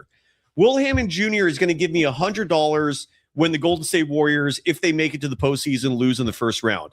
Zeb Bates is saying that Steph and company are winning at least 2 games against OKC, or maybe in that remote chance San Antonio gets the top seed against the Spurs. Email me. I want to win some more money. Email me at because I mean, look, if your fandom is going to blind you this much, just put your money right on my palm, right here. I'll happily take it from you. Warriors24pod at gmail.com. Again, Warriors24pod at gmail.com. Zeb, if you really believe that, email me, please. And let's put some money down. Daryl William Hammond Jr. is already going to give me $100. If by some miracle, literal miracle, the Warriors beat OKC, I pay him $150. Let's do a similar bet. You say 2 games? Put your money where your mouth is. Email me. I want to collect if the Warriors make it to the first round of the playoffs. So yeah. Anyways. At this point, Cyrus, you're gonna be rich beyond your wild beliefs, man. I don't know about that, but I mean, from these fools, that's like, But Zeb, you better email me, man. Hope. Zeb, you're talking a big game. Zeb actually thinks the Warriors will win 2 against OKC. Yeah, come on. Let's email me, please. I'll bet anything, any amount, man. Like that the Warriors will not win 2. I'll take that easily. And here's another one. Let ride. Warriors can push OKC to 7 games. Oh, email me. Warriors24pod at gmail.com. Give me your money, please. All right. I accept Venmo, Cash App, Zelle. Email me, please. And so I can take money from any of you folks out there who are putting that ridiculous level of fandom ahead of logic. I'm happily taking your money. Like you got to question some of these people. Like, do they not know that the Warriors are not even fully healthy? Like, it's one thing if the Warriors are fully healthy and they're making all these claims and predictions, but if it's another thing when it's not, when they should be already knowing that they're not fully healthy and they're banged up. Like, This is not hard to understand, guys. It's really simple, basic basketball 101. And by the way, no, you're right. And by the way, Dean Chambers thinks I'm being trolled. Dean, I already have one of these bets locked. I already have the back and forth with the email, man. That is a contract. These people are that delusional. Like Dean Chambers is in here saying, no way these guys believe that. Sorry to burst your bubble of your faith in humanity. Yes, some people are that delusional. And again, Zeb is in the chat saying, oh, here we go. Another one. One of my bad takes wrong. What take? What take are you referring to? Be specific. And you're going to be here to tell me. No, don't be here to tell me. Bet me. Put your money where your mouth is. If you're confident of that, bet. Otherwise, you're not serious. I'm happily wagering money. Are you? Because that's how certain and confident I am. And that goes to, for Let Ride, email me, warriors24pod@gmail.com. Any amount. I'll take it. Any amount. And Zeb Bates, same thing. Email me, warriors24pod@gmail.com. Email me, tell me how much you're willing to wager. I'll take any bet. All right. You really think the Warriors will take 2 games against OKC? Send me, please make that wager. Please. I'll be waiting for that email if you're being serious. But the sad thing is, these are very serious people. Sadly. Zeb Bates is saying you said Steph wouldn't even come back. When the hell did I say that? Find the tape on that, please, because I did not ever say that, Zeb. So maybe you should try and listen a little more carefully, because I never said Steph would not come back. I keep saying I hope he doesn't come back this year for his sake and the team's sake. 2 very different things. Again, email me. Let's Hopper. It is a sucker bet, but don't tell them. Email me and put your money where your mouth is if you actually believe what you're typing, because otherwise you're literally it's just empty words. You're just a troll. That's all you are. Bloomer, you said life is good for you. I'm glad to hear that. What are your thoughts on the Warriors? I mean, everyone's been pretty much been on the same page on the call, so I'm pretty much joining with them as well. But for me, just for the Warriors topic right now, I just think that they're cooked, man. Like, there's nothing else to really say that's in a for the rest of this season. I mean, like with 6 games left, I would just say just take it. I guess take it. Don't really take it to heart. It's literally just a game at this point. Like, there's no reason to get upset for a loss. There's no way to be overzealous or overconfident over a win. I know all the Pods fans would be happy about that. Wizards. But I'm just saying, it goes back to what you and I actually watched that previous live that actually helped me get a better vision of what to look forward to, like when you did that live with the legendary Rick Barry.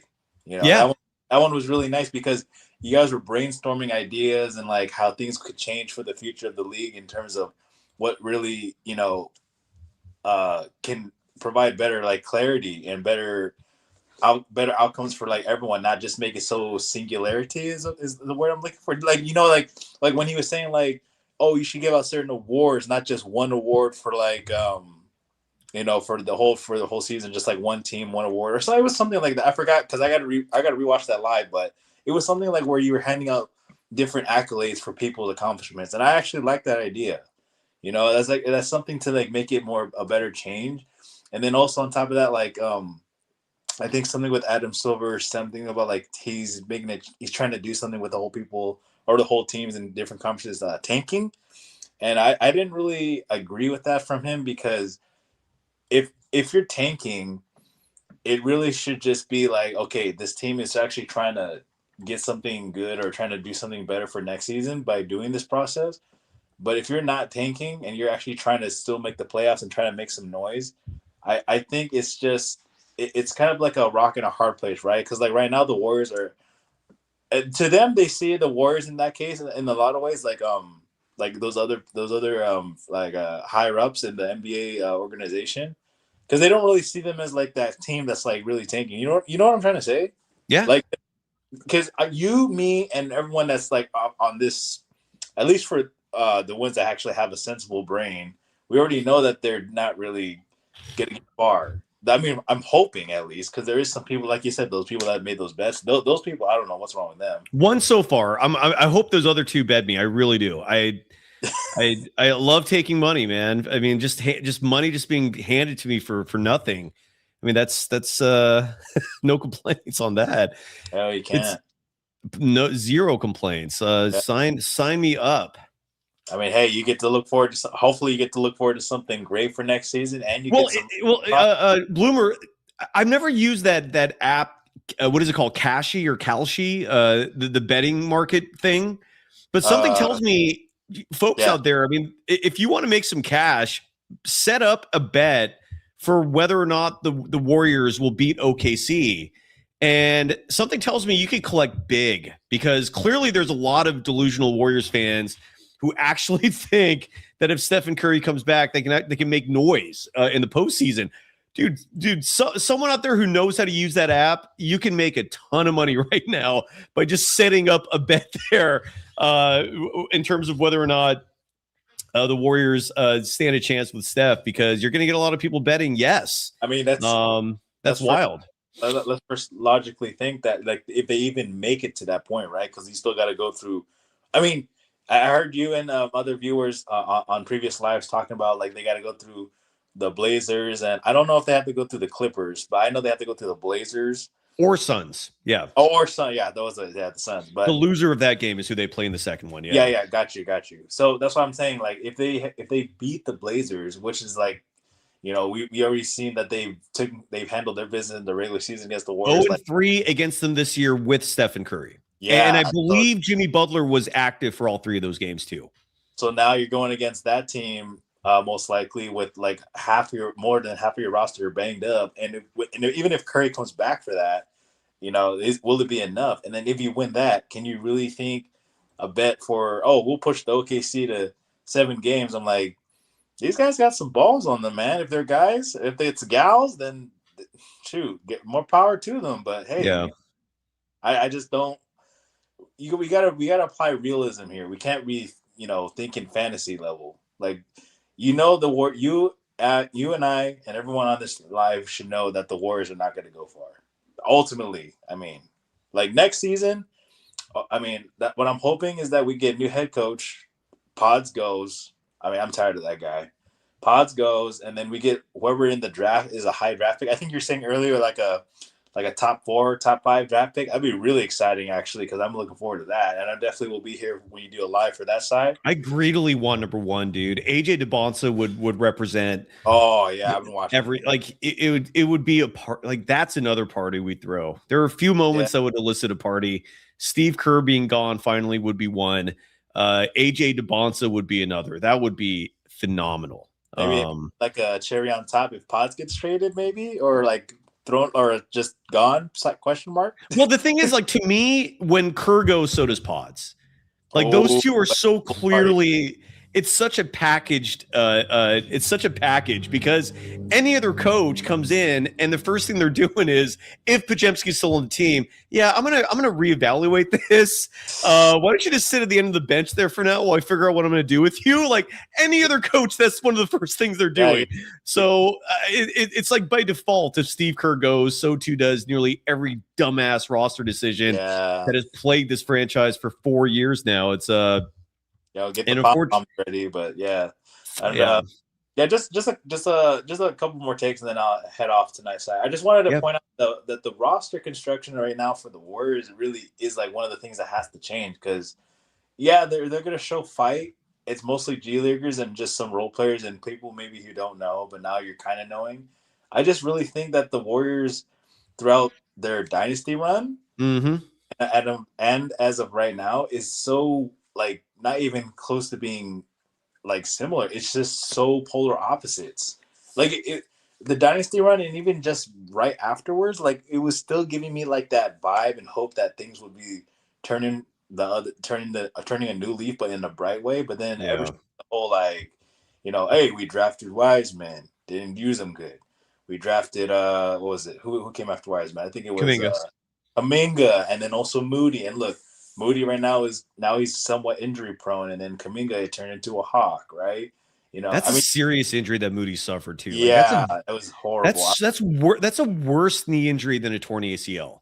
Think about that, man. That's how serious that is. It's like I have zero expectations of Moody playing next year, like at all. Like that's an injury that typically you give a year. I know there are exceptions, and who knows, maybe he heals fast and works very hard and he's back in less than a year. But on average, typically, like that's a year plus absence because the injury is that serious. Now look, you could be Jason Tatum and pull off a miracle. That's a miracle coming back in less than a year when you're tearing tendons and ligaments, very different things. Like when you tear a ligament, that's bad. But the damage from a torn ligament does not compare to the damage from a torn tendon.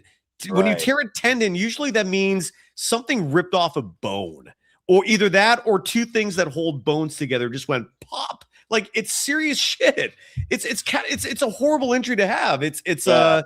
I feel for Moses, man. But I don't know if you heard me say this before, Cyrus. I think I've said it, but I'll reiterate it for people and for you if you didn't hear me. I really thought the Moses Moody injury was very ideally and very similarly close to the Derrick Rose injury when he got it from in the Chicago Bulls. I think it was a series when that happened, but he basically ran to the paint. They planted their foot wrong, and when they jumped up, that's when they felt it. So I'm like, I was giving similar vibes to it. Yeah. It sucks because Moody is such a hardworking young guy, especially the fact that he got this at a young age. That's horrible. I can understand if he got this if he's like in his early to mid 30s. Maybe he's 23. Yeah. Yeah. He's young. 23. Yeah. Kid's got a life ahead of him. And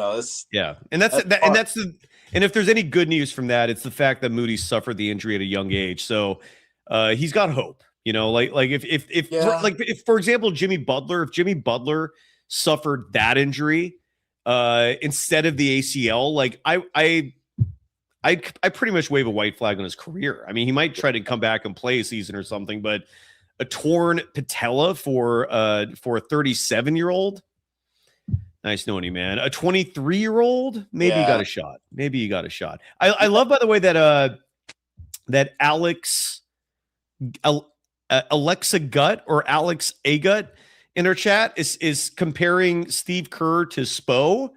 That is such an insult to Spo.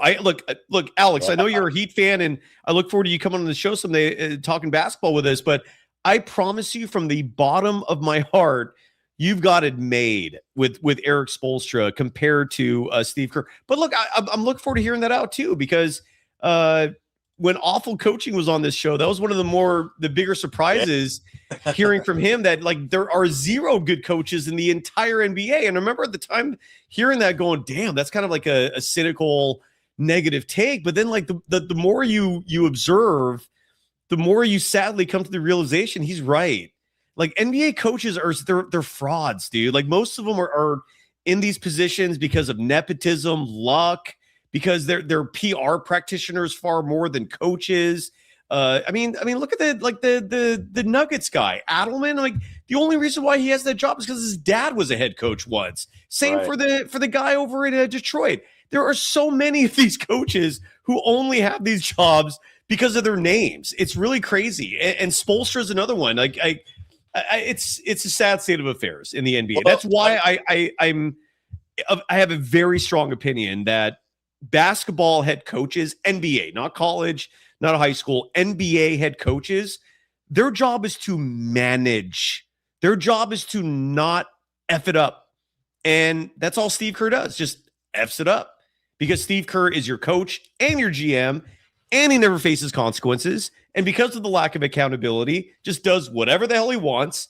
And Stephen Curry loves him. So that automatically apparently is a default that if Steph loves you, you're untouchable. It's madness. It's absolute madness. But that's an unfair comparison that guy just made for Eric Spoelstra, because I think if I'm not mistaken, I don't know him that well, but I do know that he used to be like a video coordinator at one point. He did play college ball, and then I think Spo's dad was connected though. And that's what Awful Coaching's rant was. He was like, dude, but his dad was an NBA guy. And like, look, Alex, and again, I'm looking forward to having a fun NBA discussion with you. here's my take on the Miami Heat. Not that anyone cares, but from my observation, to me, the problem is less Spo and more Pat Riley. And I really don't. And I'm guessing you don't like hearing that because he's called the godfather of Miami. And I love Pat Riley personally. Like, I think he's actually a brilliant, he has a brilliant basketball mind. But a lot of his choices, and like, look, there's one reason why the Miami Heat lost LeBron James. It's Pat Riley. There's one reason why the Miami Heat lost Jimmy Butler. It's Pat Riley. A lot of draft picks were sus. Now Jaime Jaquez was a solid pick, I thought. So you can't ding him for that. But let's have a discussion on that, Alex. I look forward to having you on the show at some point. Elmore67 in the chat saying that Spo's dad was once in the front office. Yeah, and awful coaching was alluding to that. That Spo has some sort of like, there was some nepotism there in terms of him getting his feet in the door with the NBA and connection with the Spurs at one point too. Like, I think, yeah, but like that with Greg Popovich, and then he went off to his coaching career. But yeah, I mean that just seems unfair for him comparing him to Kerr. Like, yeah, Kerr, of all his accomplishments for basketball, reasons besides that, but I just think it's an unfair comparison. It's unfair. Dean Chambers in our chat saying patellas are almost as bad, if not equal, to Achilles. Yeah, they're both tendons. Like, the moment you hear tendon and tear, that's a deadly combination of words, man. Like, you don't want that with an athlete unless you hate the athlete. Then maybe I never get to that point with athletes, but I know some of you sick Fs out there will wish injury on some people. If it's like, anyway, and another thing Miami did that they screwed up was the Dame Lillard trade. If Miami was, if I guess what I'm trying to say here is that the Godfather, Pat Riley, should have been able to pull that trade off. I don't study the Heat enough to give concrete answers on what went wrong there, but every person I spoke to in the NBA back when that was going down were telling me that the Miami Heat are the ones that colossally screwed that up. And I thought Dame Lillard would have been a perfect fit with the Miami Heat, him and Jimmy Butler, and like that was supposed to happen. Instead, Dame goes to Milwaukee, and the rest is history. And anyways, yeah. One final take from me, Sai, and then you can get on to the next person in line. I really wanted to say overall tonight and moving forward that what the Warriors should really do, because I'm just trying to stick to the Warriors, even though, because I know a lot of people want to talk about other stuff on. No, it's a Warriors show. Go ahead, you're good. I know. I just wanted to try to keep their somewhat significance up, even though they're dog crap. But I honestly think that the Warriors themselves, they really should look in the mirror and say, is this how we're gonna end our story, right? The whole Last Dance thing that you were talking about last stream, I think it was.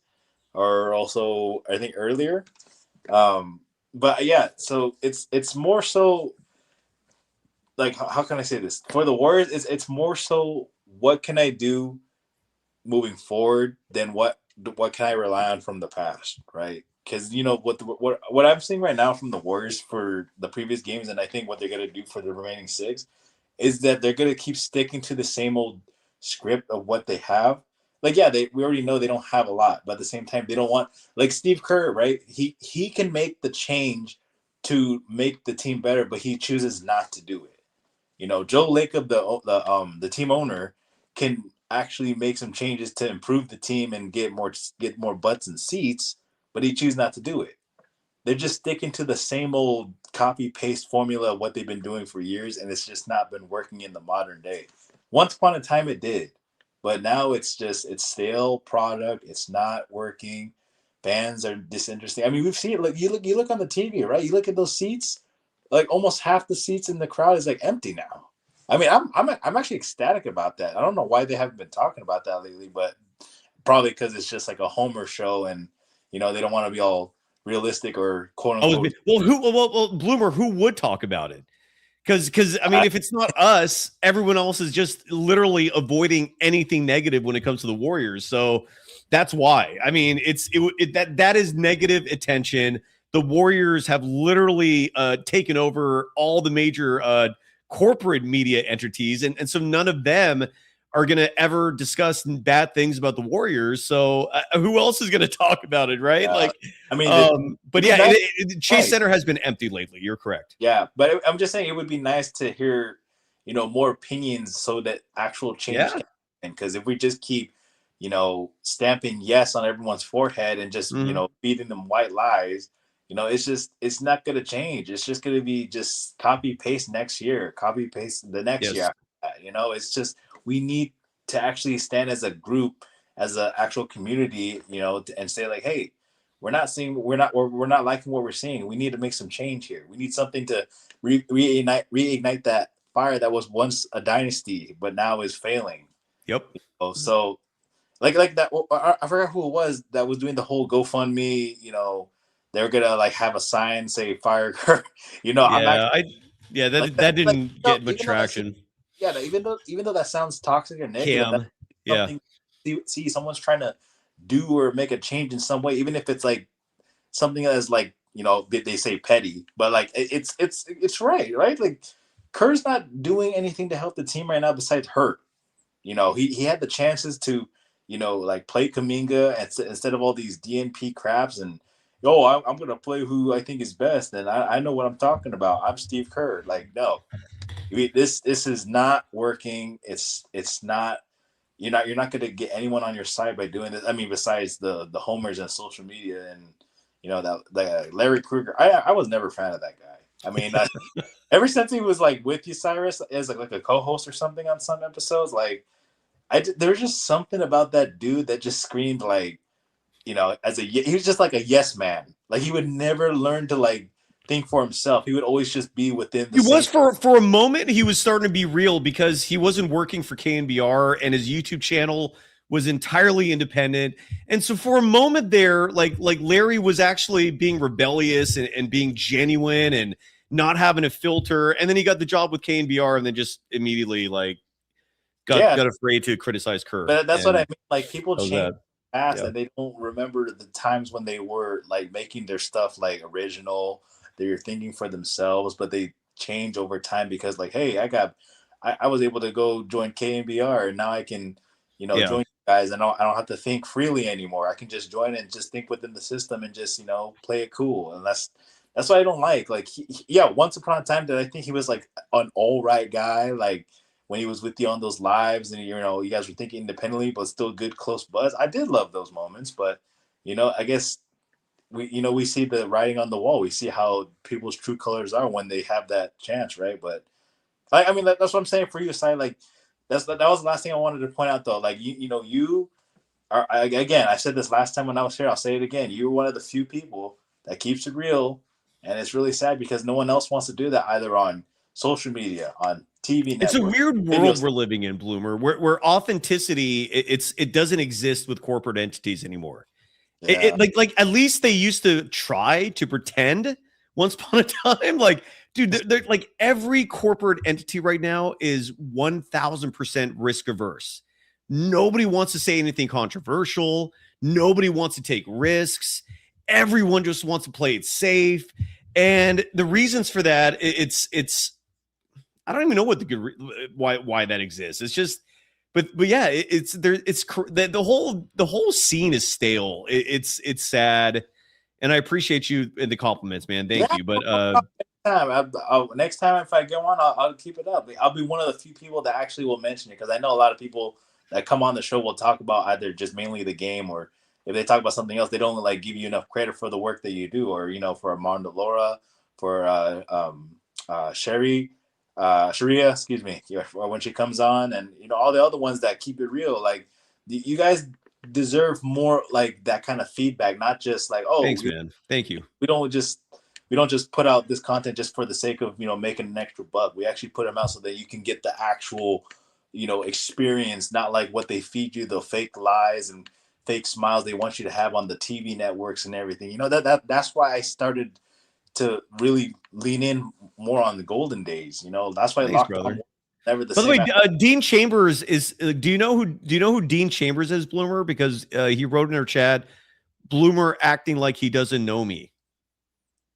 Oh, I know who D Tabor is. I know who he is. I didn't talking to me. I know that it's from another. He was from another YouTube channel. Okay. All right. There you go. Yeah. I know he's cool. He's a cool guy. There you go. He said hello. And by the way, Cam is in our chat. Who was trying to make that push. Here is the QR code again. There's still time. There's 4 home games remaining. To support Cam and his push. That QR code right there will send you to a GoFundMe. There's still time, Cam, but I know, man. I'm sorry we couldn't drive enough revenue to your GoFundMe to send you to a Warriors game and seat you right behind Steve Kerr so he can actually hear from a real fan and not just the wine and cheese crowd that has permeated and taken over Chase Center. I'm sorry, brother. I'm sorry, Cam. We tried. And also, there's actually one final question I want to ask you. Are you listening? Sorry. I'm listening, yeah. Oh, yeah, okay. Do you think the Warriors will hit 40 wins this year? So after tonight's loss, they dropped to 36-40. That's a good question. So because there's only one easy game remaining on the schedule. Let me rephrase that. There's one easy opponent remaining on the schedule, and that opponent is the Sacramento Kings. You play them once at Chase Center, once in Sacramento, and then the other 4 games left are Houston, the Cavaliers, the Lakers, and the Clippers. So if in order for the Warriors to reach 40 wins, they'd have to win 4 of their last 6. So no, I don't think they're going to reach 40 wins. Thank you. I just wanted your opinion on that because that's crazy though. It's a good question. No, just like a little last Hail Mary. I just wanted to see if they can. I just want to see if you can think they can crack 40 or more. But because I think they're going to finish 30. My guess is 38-44 or 39-43. That'll be what they finish with. Well, actually, sorry. I actually want to follow that up with a quick backup question, if you don't mind. What was their last year's record? Last year they won, I think 48, right? Okay. Hold on, just to let me confirm that. This would easily be outside of the 15-win season in 2020. This would be Steve Kerr's worst year. And then last year the Warriors. Hold on one second. I can get that record for you right now. Last year they finished 48-34. Sheesh, man, that's wild. It is wild, yeah. and they lost 2 of their last 3, which took them out of the playoffs and into the play-in. I mean, and again, that's all Kerr. Like if there was competency at the head coaching position, they would have finished the 6th seed, not the 7th seed. You're not forcing Steph to play extra play-in games, putting more mileage. Never mind the fact that it was utterly unjustifiable to give Steph those kinds of minutes in the Rockets series, which led to the blown hamstring. Dude, Steve Kerr is just a buffoon. It's insane. He still has that job. Insane. Sorry. Was that also the series where Jimmy got his tailbone banged up? Correct. Well, the Rocket series, where he fell on his ass. Yeah. Yeah, that's what I was saying. Like, I actually thought, that year. What was actually my thinking that they actually had a legit, at least better chance of what they have now or moving forward, like from that time. Yeah. Last year, you mean? Yeah. When they were like, run, and then I was thinking, okay, maybe Kerr's going to give JK more of an opportunity so that Curry and Jimmy can get more of a rest, but nope. I was wrong. We were wrong. You just overused Curry, boom, hamstring gone. Overused Jimmy. That's all Steve knows what to do is just, oh no, panics. Steph, go out there. Oh, like the Olympics were the absolute the Olympics template for that concept. That Steve Kerr, without Steph, Kerr's nothing. Like without these stars, Kerr's nothing, dude. Like the Bulls win those 3 championships without him. They didn't need Steve Kerr to win those titles. The Spurs didn't need him to win those 2 titles. I don't think the Warriors needed him to win titles here. And not to mention, like what if the Warriors don't get Kevin Durant? I mean, do they still get to 4 championships? I mean, maybe not. What did Steve Kerr do to magically keep them relevant beyond that? It's utterly insane, man. It's wild. Dean Chambers in our chat with the play-in saying the Warriors were 0-2 in the play-in 2021, 0-1 in 2024. 1-0 in 2025. Are those all the plans? I thought there was one more. I think so. I think he's putting all the. Is that all of it? So he's 1-3, and then 1-4 if they lose this season. That's a pretty bad look if it's under Steve Kerr. Yeah, it is. You're right. 1-4, and everyone's praising him and stuff, and I'm like, guys, it's this like Dean Chambers right there, one of the people that I know. It's a good friend of mine. She's popping up the stats right there, and you guys are still gonna kick it or kiss his ass, and root for Paz, which is one of his close guys, basically his stepson at this point. Like, it's right there. Like, even Dean Chambers. Come on, guys.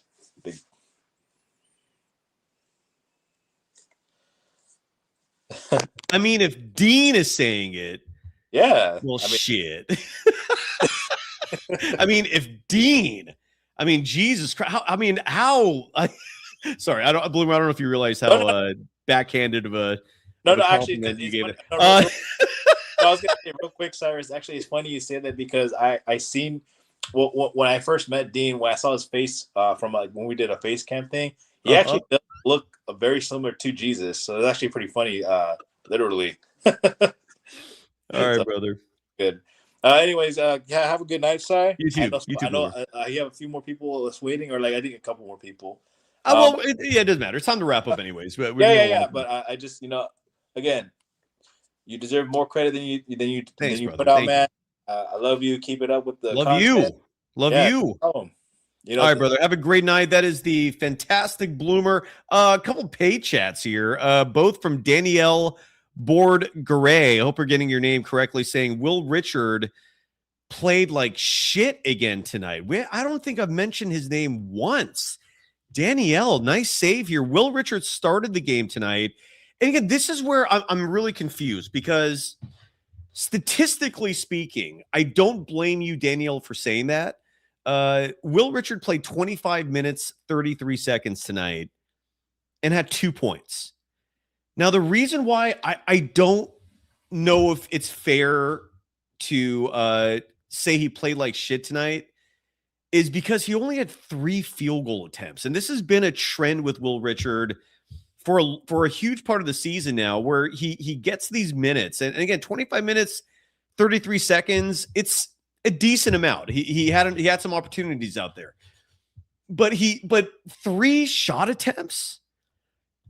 What I wonder, and again, if there were any decent journalists covering the Golden State Warriors, we would have these answers by now. But there is nobody covering the Warriors in terms of your tier ones who either A, understand what is compelling so that you can write about it and be curious about it and provide answers for your audience, and or B, who know anything about basketball in general.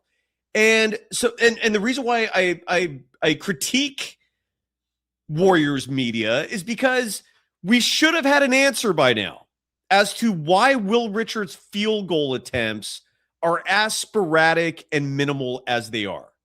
My theory, my hunch is that it's by design, that the Warriors are instructing him not to put up shots and offensively to play the role of a decoy, defensively to be one of their main guys. Because defensively, I think he holds his own. I think he's doing okay there on that side of the ball. I'm not saying he's exceptional, but I'm not saying he's like a black hole out there defensively either. Really, really dubs in the chat saying Will Richards needs a coach that will develop him. Yes. Not a coach who just literally like throws him out there when he feels like it, DNPs him for weeks at a time because he feels like it. Because his gut, bro, my gut tells me I have this gut that is blessed by the Almighty himself. And my gut tells me, Will Richard, my gut tells me, do not shoot. Play good defense, but don't shoot the ball. I listen to the gut. The gut says. The gut orders. The gut abides. That's my guess for what's going on. But I could be wrong. I could be wrong on that too. And maybe I'm not studying him enough at this point. And maybe I should be, but I think you could get this answer a lot more clearly by just asking.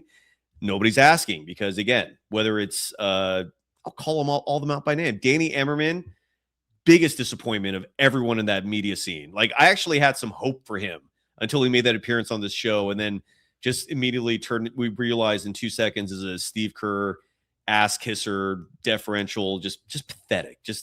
It is pathetic to immediately assume that the coach, the man holding power, is always right. That's what these media types act like. They're just deferential. They're fanboys of Steve Kerr. Whether it's Danny Emmerman, whether it's Ron Kroichek, whether it's Joseph Dykes, whether it's Kenzo Fukuda, whether it's any of the NBC. I mean, look, the NBC Sports Bay Area, 95.7 The Game, like, they're literally being paid by the Golden State Warriors. So the expectations there, at least from my perspective, are minimal, because what should you expect from entities who are making who are getting their revenue, making their money from the team, right? You can't expect objective content from them. The Athletic's another one. Nick Friedel. Like, it's shameful what you guys are doing. It is embarrassing that you seclude yourself in your little world where all you do is just talk to each other, and you mute out everything on social media so you're not seeing what other people are saying. You're out of touch. You're failing miserably at your jobs. It is embarrassing. Daniel Board Gray, another $2. Oh, just to say, be nice. Thank you. Saying, love your realness. You don't sugarcoat shit. Why should I? Sugarcoating is what enabled an entire generation to be just whiners and narcissists. Hell no on the sugarcoating. F that. Thank you. And another $2. Danielle Border Gray saying, Will Richard needs to shoot the ball instead of passing it. And so Will Richard tonight, so you take away the 3 field goal attempts. He made one of them, was 0 of 2 from beyond the arc. So the 1 field goal he made was a 2. I think it was like a layup. So 2 points. Did have 4 rebounds in those 25 minutes, 33 seconds. Not bad, not great, but not bad. Did have 3 assists. Not great, but not bad. No turnovers. No steals or blocks either. But yeah, you can't sit here and say it was a good game. He might have played like shit. But I'd like to know, like, what the coaches are telling him and instructing him to do.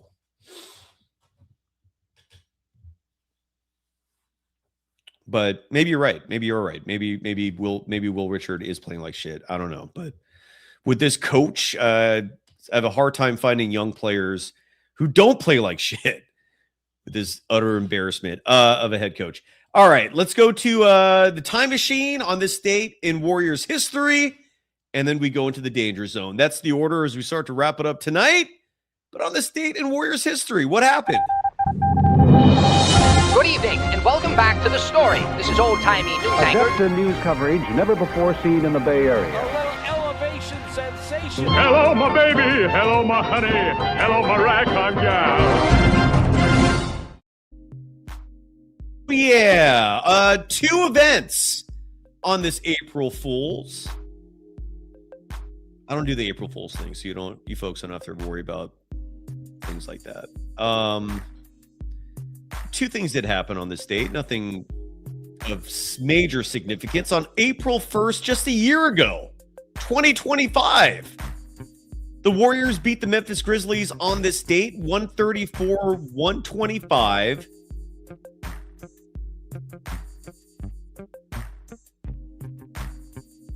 That's it. Not very historic, actually. And on this date, put this in my notes. On this date in April, in 2018, April Fool's Day 2018, the defending world champion Golden State Warriors defeated the Phoenix Suns 117-107 at Oracle Arena. That game was memorable for the way the Warriors overcame a double-digit deficit en route to the win, and maybe more importantly, gives us a chance to go back and reminisce about that unbelievable team. Not as good as the previous year's version. Still fantastic. All right, and that's it. Not a whole lot going on this date. Those are the only two events that I could pull up. And now, without further ado, we move on from history, and we just go into good old-fashioned danger. Stay at home, son.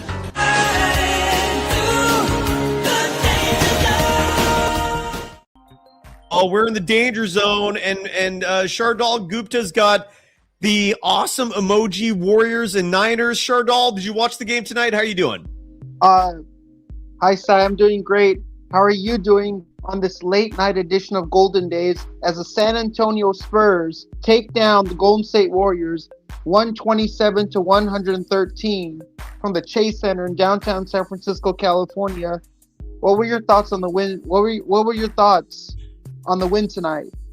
I mean, they put up a good fight. To me, I'm always intrigued and fascinated that the bookies are as talented as they are. So, yeah. What were your thoughts on the performance by the Warriors? Meh. I have to rephrase the question. It's like a meh. That's all I have to say. M-E-H. Meh.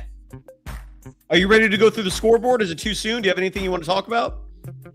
I have the episode. So the episode that you're referring to was Paul Watson from South Park. Yes.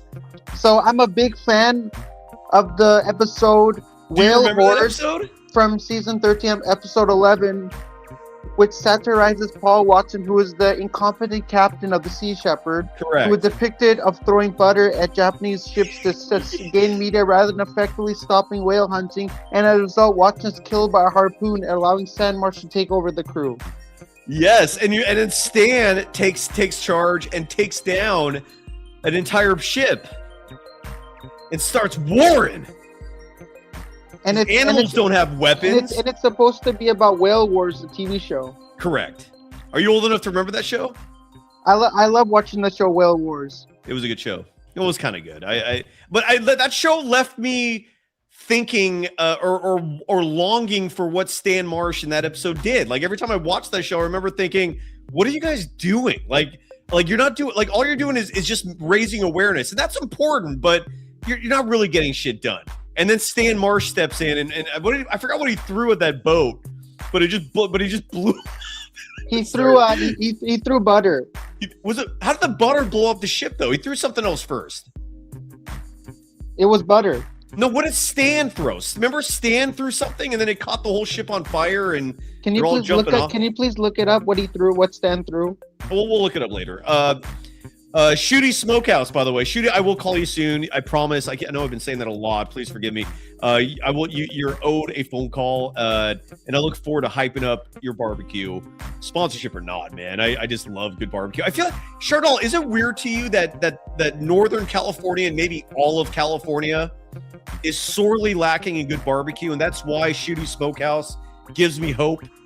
I mean, in Northern California, there should be more barbecue restaurants in Northern California. Yes. People love barbecue. People love pulled pork. People love brisket. People love all that stuff. So there should be more barbecue restaurants in Northern California, and I don't understand why there aren't a lot of them. I'm with you. Which is something that I don't understand, because everybody who doesn't love barbecue. I love barbecue. Well, that's why I'm going to get in touch with Shooty soon, and I'm looking forward to finding out just how good his barbecue is. By the way, Riz in our chat, Shardal, please don't be sensitive. This is just the audience wanting to know, wanting to get an answer from you. Riz is asking, Shardal, is your real name Sherminga or Shamdal? I do not please do not call me Sherminga or Shamdal. I do not appreciate you calling me those names. So for me, it's offensive. Why are they calling you that? They're trying to get under my skin. Okay, then don't let them get under your skin. Okay, I didn't know that's what was going on. Okay, all right. Yeah, don't let them get under your skin. Are you ready to go through the scoreboard tonight? I'm ready to go over the scoreboard and wrap up the show for the night. By the way, today is Wednesday. You had your dance lesson last night, is that correct? I had it on Tuesday. And today's Wednesday. So stay at home, son.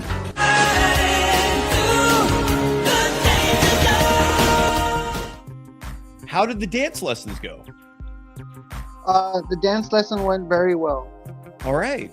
Anything to share? Anything? my instructors are telling me that I'm getting way better at my dancing now. I'm actually improving. Cool. They can clearly see it. I mean, they're looking at my progress and how much better dancer I'm becoming. Are you spending some game at the instructors, or are you keeping it professional? I'm keeping it professional. All right. I don't think there's anything wrong with spinning just a little game. Find out what's going on. Shardal, what is your opinion on the nickname Shardemski? I actually kind of like that one. I actually like that name. Me too. That has a ring to it. Shardemski, it does. Elazar Ben Israel, bravo. That's a good. I like that one. Shardemski. What about Sharm Goat from Abraham De Leon? I don't like that one. Okay, so Sharm Goat is bad. Shardemski though I like that one. Fair enough. I like that. So Victor. What about Shardala? Dollar bills, y'all. I like that one. Ah, we got some good ones here. Victor Wembanyama becomes the first player in San Antonio Spurs history to have back-to-back 40-point double-doubles. Wow. Shardal, should he be MVP in your opinion? Victor Wembanyama should definitely be MVP. Over Shai Gilgeous-Alexander. FSGA and make Victor Wembanyama the MVP. But wait, aren't your initials SGA? So are you saying F yourself or no? SGA doesn't have anything to do with OKC. But SGA plays on OKC. S stands for Stephen Curry, G stands for Draymond Green, and A stands for Andre Iguodala. Okay, so not S for Shai. No, it's a Warriors themed theme name. Okay. It has nothing to do with SGA. People keep asking me, does it have anything to do with SGA from the Oklahoma City Thunder? I say it has nothing. No comparison at all. It's just a coincidence that the S in your case, Shardal, is also S for Shai. The G in your case is for Gupta. In the other case, it's for Gilgeous. What's the A in yours for? A stands for. Is it the last letter of your last name? Awesome. Oh, awesome. Okay, so Shardal Gupta, awesome. Shai Gilgeous-Alexander. So SGA stands for Shardal Gupta is awesome. There you go.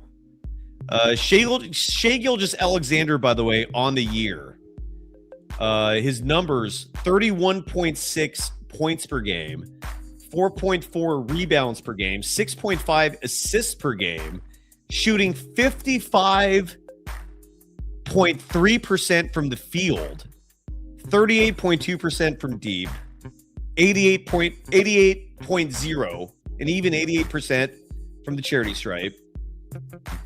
It's impressive. And then Victor Wembanyama, his numbers. Oh, and one other stat about Shai Gilgeous-Alexander, which is important, is he averages 33.5 minutes per game. And that's relevant because with Victor Wembanyama, I believe he would be the second MVP ever to get the award while averaging less than 30 minutes a game. Victor Wembanyama currently averages 29.3 minutes per game. So and his stats on the year: 24.5 points per game, 11.4 rebounds per game, 3.1 assists, 3.1 blocks, 1.1 steals, and he's shooting 50.4% from the field, 35.1% from deep. It is what's crazy to me, Shardal, is Shai Gilgeous-Alexander has a higher field goal percentage than Victor Wembanyama. That's pretty wild. Would you agree or no? I would agree. What were you going to say? I know you're trying. Go ahead. So, in the South Park episode Whale Wars, Stan Marsh fires a flare gun into the fuel storage of a Japanese whaling ship, causing it to explode. Stan takes over the Sea Shepherd after Carbon is exposed as a liar. Right. He uses a flare gun to ignite the ship's fuel, which he justifies as a way to save the whales. In the same episode, the crew also is shown throwing Molotov cocktails at other ships. But is that what stand through to blow up that first ship was a Molotov cocktail? Stand through fired a flare gun at the Japanese ship, but he also threw a Molotov cocktail as well. And The first one was a flare gun, first and one that was a set flare that gun, boat on fire. and then the other one's a Molotov cocktail. Shardal, people are really getting excited about. You were referencing Paul Watson. See, now you were forgetting what his name was. Paul Watson, yes. So now I know. Yes, we do. Good job. Shardal, a lot of people have some nicknames for you. And side note, that's a compliment. People are going out of their ways to come up with a nickname for you. That means you're big time, dude. That means you are notorious. So let me give you a few nicknames and let me know what you think about these, all right? Dean Chambers, Charballin. I love Charballin. I like that too. Really Dubs, Charbro. I love Charbro. Let Ride, Charminga. F Charminga. Oh, I don't like that one. Okay, sorry. That was my bad. You already said you don't like that. Hold on. Shooty Smokehouse, Michael Chardon. I don't like that one. I don't even know what that one is.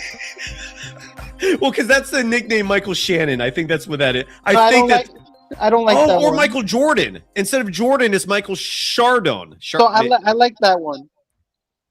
Okay, Riz Sharpoopski. No, I don't like that one. Okay, I don't blame you. Really Dubs. Shardalac. Shardal Attack. Let's go with I love that one. My name is Shardal. I like the attack. Shardal Attack. I like that one. Dean Chambers. Chardonnay. I think you're trying to say like instead of Chardonnay, Chardonnay. I like that one. You do like that one. Okay. I like that one. Alazir Ben Israel saying Sharper. I like that one. What about Shar Doggy Dog? Snoop Doggy Dog to the LBC. Right. I like that one. All right. Some good nicknames. Shardal, you're being a great sport. Thank you. Are you ready to go through some scores tonight? I'm ready to go over the scoreboard and wrap up the show for the night. Beautiful. I have a doctor's appointment in the morning tomorrow. Are you okay? No, I have to go and get a physical. Okay. All right. I'm sure you'll be fine, right? I'll be fine. Okay, good. You have some good parents, Shardal. One of my friends just got his wisdom teeth pulled. That was one of my worst experiences in life. He cannot eat any hard foods, and he cannot eat any pizza or any hard. He can only eat soft foods. Do you have your wisdom teeth pulled out? I don't want to. It's too painful. I don't want to get my wisdom teeth pulled. My aunt is a dentist, and she did that for me. I was about 21, 22 years old, and she did not put me out. And when my friend was when my friend got his wisdom teeth pulled at the dentist, my friend was wailing in pain. He was crying out. People would hear him. People could hear my friend from the other room. So Shardal, my aunt is a dentist. I went to her in LA. She used to be a dentist for the Stars, and she goes, "You're my nephew. I'll pull out your wisdom teeth for free." I'm like, "Great." I go down to her practice. I sit in that chair. All of a sudden, I see her surgeon join her, and I'm thinking to myself, "Where the hell is the stuff that knocks you out, right?" And she goes, "Oh, you didn't ask for that." Anesthesia. And back in the olden times when people got wounds, they had to bloodlet. They didn't use any anesthesia, so it hurt like a mother effer. Like in the old times when people in the Victorian eras when they didn't have any doctors or people to take care of people, and they didn't use anesthesia and they used nails, you could infect somebody and somebody could die. They had the leaf of the poppy. Somebody could die. The leaf of the poppy. No.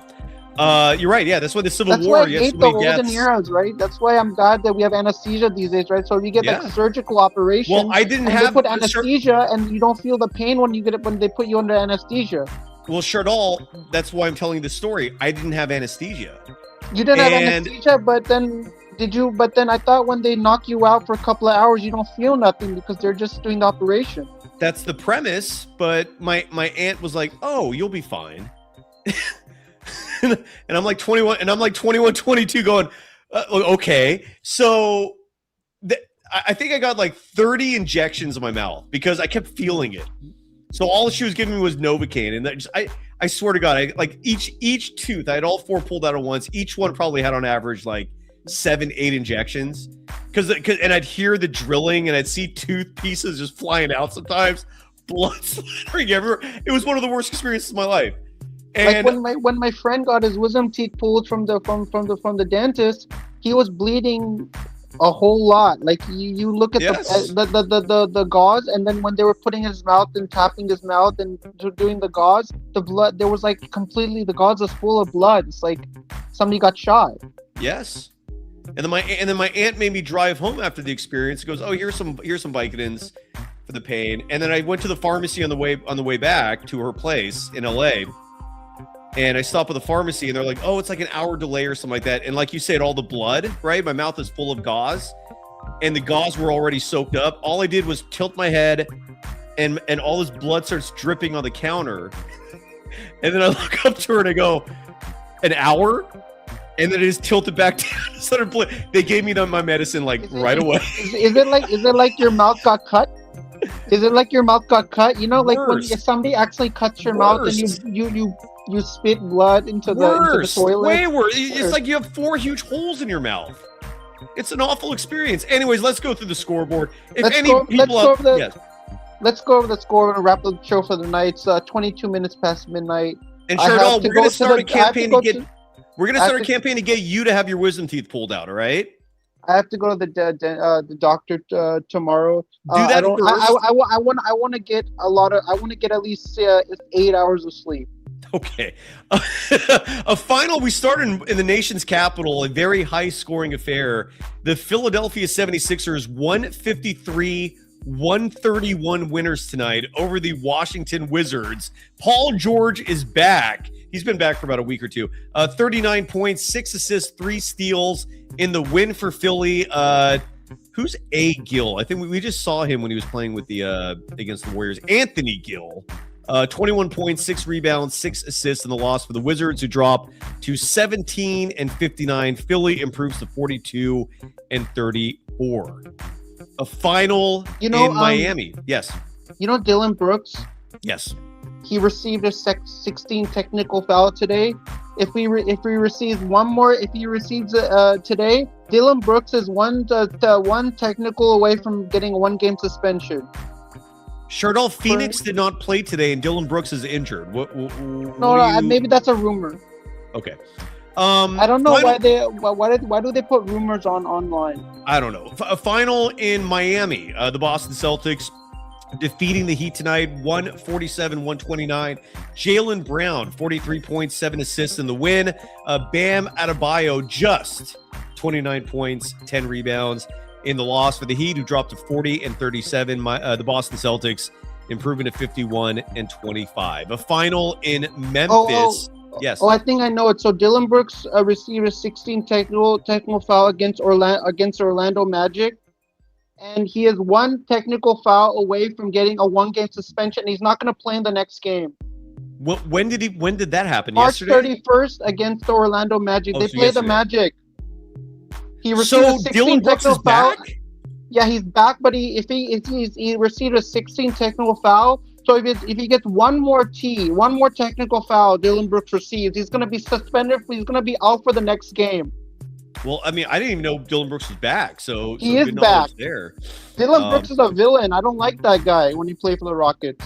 He is a villain. You're right. And I don't like him. I will never. And I hope he gets another technical and he gets suspended next game. I hope that happens. So that I will never forgive him for breaking GP2's wrist in the post. That asshole. I wish that asshole gets another technical foul and gets suspended in the next game. Dylan Brooks, go to hell, you freaking asshole. Hey, Dylan Brooks. Fuck you. Elsewhere in the association. I bet you don't like Dylan Brooks as much as I don't like him. Correct. The New York Knicks were victorious tonight in Memphis. A 130-119 win for New York. They improved to 49-28. The Grizzlies dropped to 25-51. OG Anunoby, 25 points, 13 rebounds in the win. Gigi Jackson, 20 points in the loss. in Toronto.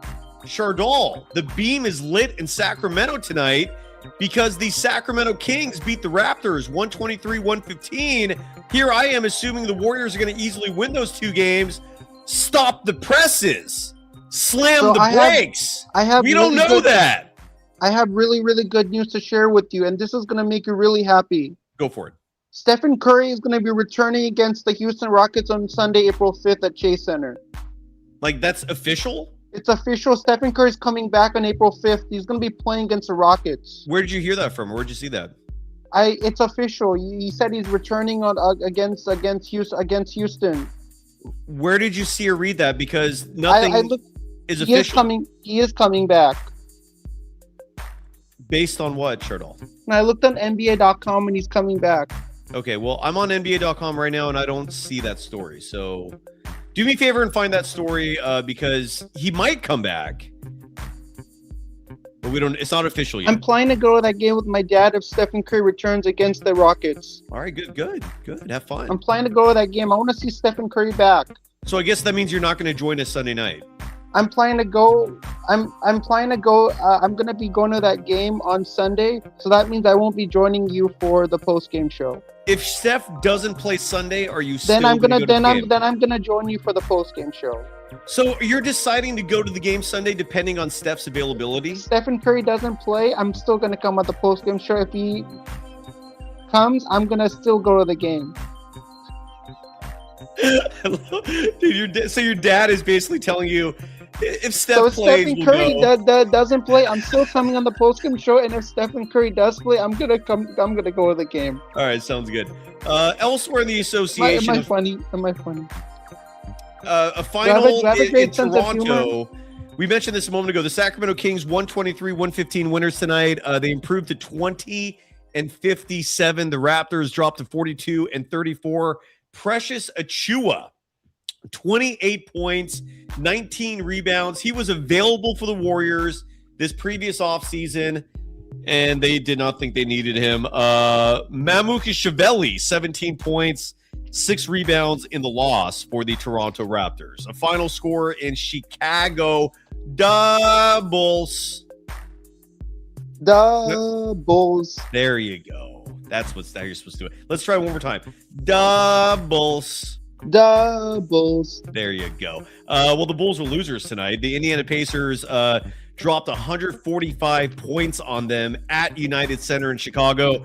Final score 145-126. Indiana improving to 18-58. The Bulls dropping to 29-47. Mattis Buzelis, 17 points, 9 rebounds, 6 assists in the loss. Pascal Siakam, 25 points in the win. A final score in Houston, who's coming to town Sunday. They beat the Bucks today, 119-113. Reed Shepherd, 27 points, 6 assists in the win.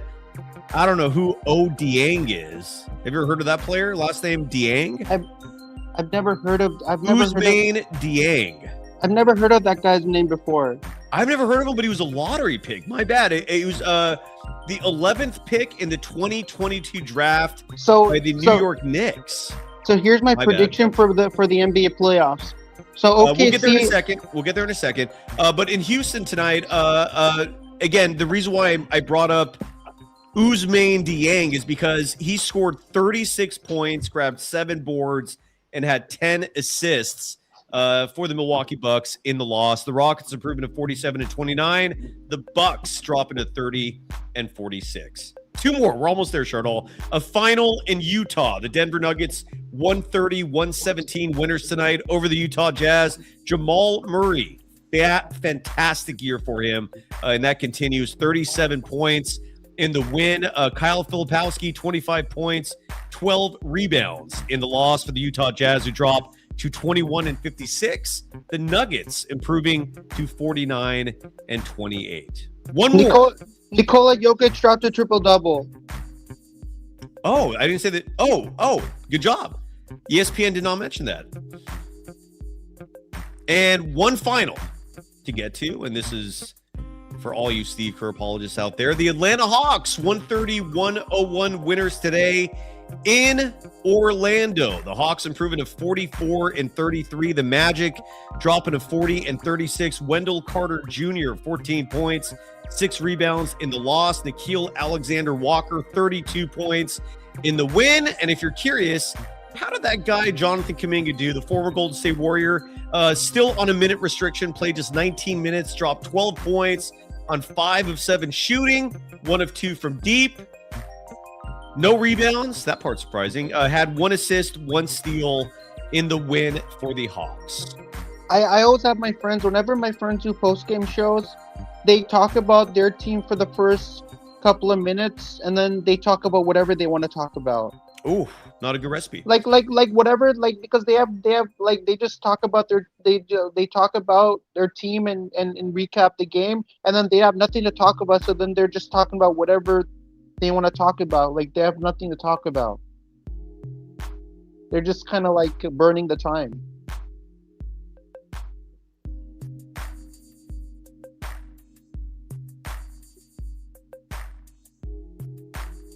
I was muted. Shardol, you gotta speak up when I'm muted. I forgot to tell you that you're It's muted. okay, it's okay. Arinda in the chat has a new nickname for you, Shams Shadrin.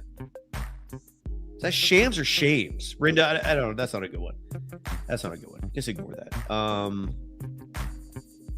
Dude, Alazair Ben Israel. I still cannot Leaky believe there's Black. an I don't NBA even know player. who Leaky Black is. Well, he's a real NBA player. His name is Leaky Black. What team was he on? The Warriors just played his team. Was it Washington? Brooklyn. Was he on Brooklyn? He was on Brooklyn. Brooklyn. Leaky Black. Ooh, hope nothing's leaking for Leaky. Look at Rinda. Shardol the GOAT. That's a compliment. Shardol, what is your prediction? I really appreciate that one. I am the GOAT. People do not call me that. They should call me that. Shardol, what is your prediction for tomorrow's Warriors-Cavaliers game?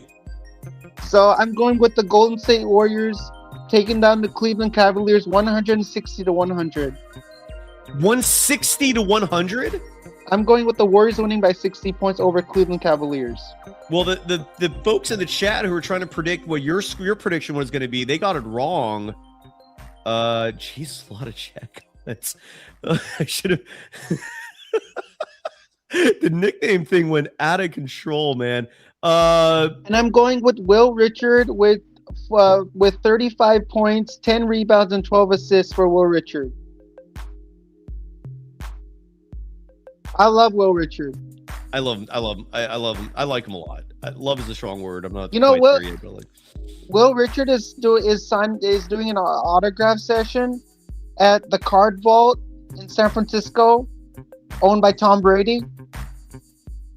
He's doing an autograph session over there. Will Richard is signing autographs for Warrior fans over there. Rinda and Money Checkup both thought you were going to guess 150-100, so they were off by 10. I said I'm going with the Warriors winning 160-100. You so did. You're off by 10. You did. They're losers, and you're the winner. I'm a winner, and they're losers. All right, let's look at the playoff. I have my this is my bracket for the playoffs. Let me read it out to you. I'm going OKC and Golden State, Denver, Minnesota, Lakers, and Houston, Spurs and Suns, Detroit and Boston, Cleveland, Atlanta, the Knicks and Toronto, Boston and Philly. In the conference finals, I'm going with the Warriors and the Nuggets. Lakers and Suns, then Detroit and Atlanta, Knicks and Philly. I'm going with the Warriors. In the conference, I'm going with the Warriors winning, the Lakers winning over the Suns, Atlanta winning over Detroit, Knicks winning over Philly, and in the finals, I got the Warriors and the Sixers as my finals matchup. You are bold. That is my NBA 2026 NBA playoff bracket. And I'm sticking with that bracket. I'm not changing that bracket. I'm not changing it. And if anybody says change it, then I'm not changing it because I'm going with the Golden State Warriors and the Sixers in the finals. Well, right now the Warriors are going to win it all. The Warriors are currently 2.5 back of Portland, 2 back in the loss column. But and I sent this to an AI software, and I asked AI if they like this bracket, and they said that's a really good bracket. You know what you're talking about. They actually told me that. AI told me that I know what I'm talking about. And you trust AI? No, AI huh? is very smart. He knows what I'm talking about. AI is very smart. Why do you say he? Like it's a person. It's a, No, AI can be a he or a she. it's not an anything. It's an it. No, it's an AI, artificial intelligence. It's an it. No, but AI can be a female or a male. Well, the voice can. It can sound like a male or female, but Yeah, you can pick Australian voices. yes, but it's just British, an it, and it's not as smart as people are voice. making it out to be. Well, No, here in but the AI, but AI will take over human bartenders, and then all bars will be replaced by robots. they're going to replace us. Period. We're going to be extinct soon because these idiots are making AI for. Anyways, well, right now the Warriors are again 2 games back. Shut up, I'm talking. So right now the Warriors are 2 games back of Portland in the loss column. Portland and the Clippers separated by just half a game right now. So who the Warriors will play in the play-in remains 100% undetermined. And then you got the fight for 3 through 6, where the Lakers and the Timberwolves are all separated by 3 games currently. So the Lakers are starting to get a stranglehold on that 3 seed, and then Denver, Houston, and Minnesota are all separated by just 1 game for seeds 4 through 6. Phoenix seems to have the 7 seed locked down. So 8 and 9 is undetermined, 4 through 6 is undetermined, and the Warriors seem set on the 10 seed. Yeah, Shardal, go ahead. I'm gonna do an NBA playoff bracket challenge. Okay. The winner gets $50. Or they get to come on my YouTube channel and do a Q&A with me. Okay. Would you want to enter? Sure. My bracket challenge? So this is your bracket looks like this. What are your thoughts, Shardal? The Hawks are now the 5 seed.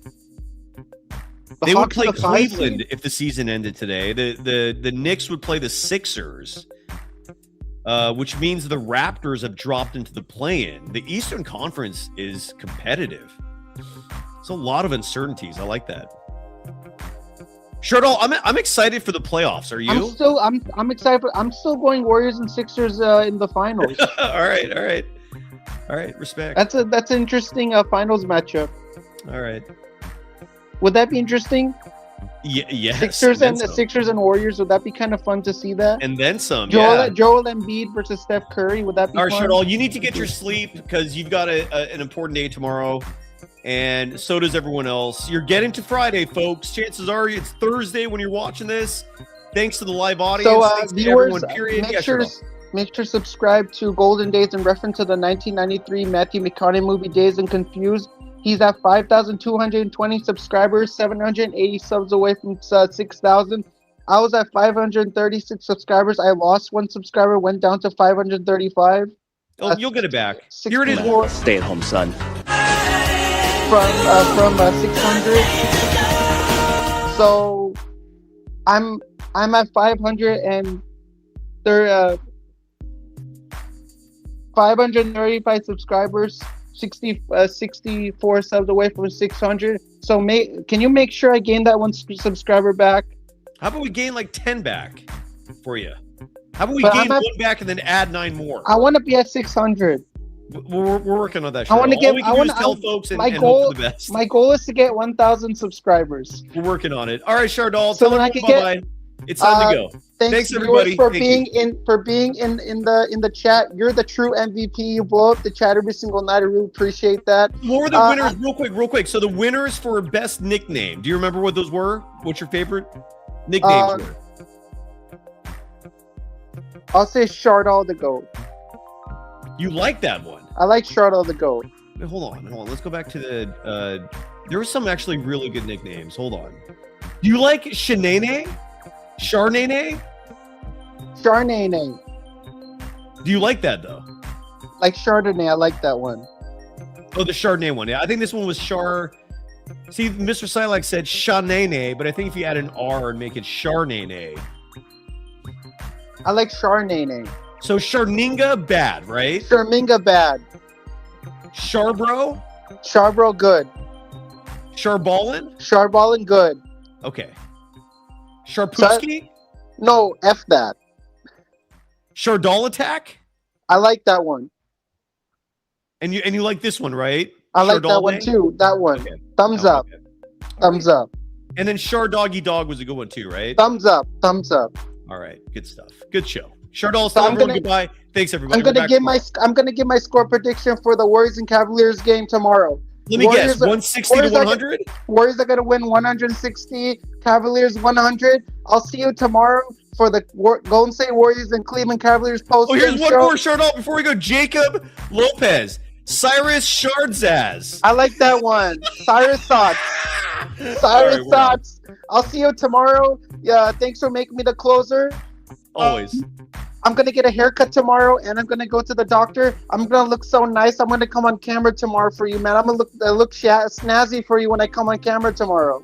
It's nice. See you later. Bye-bye.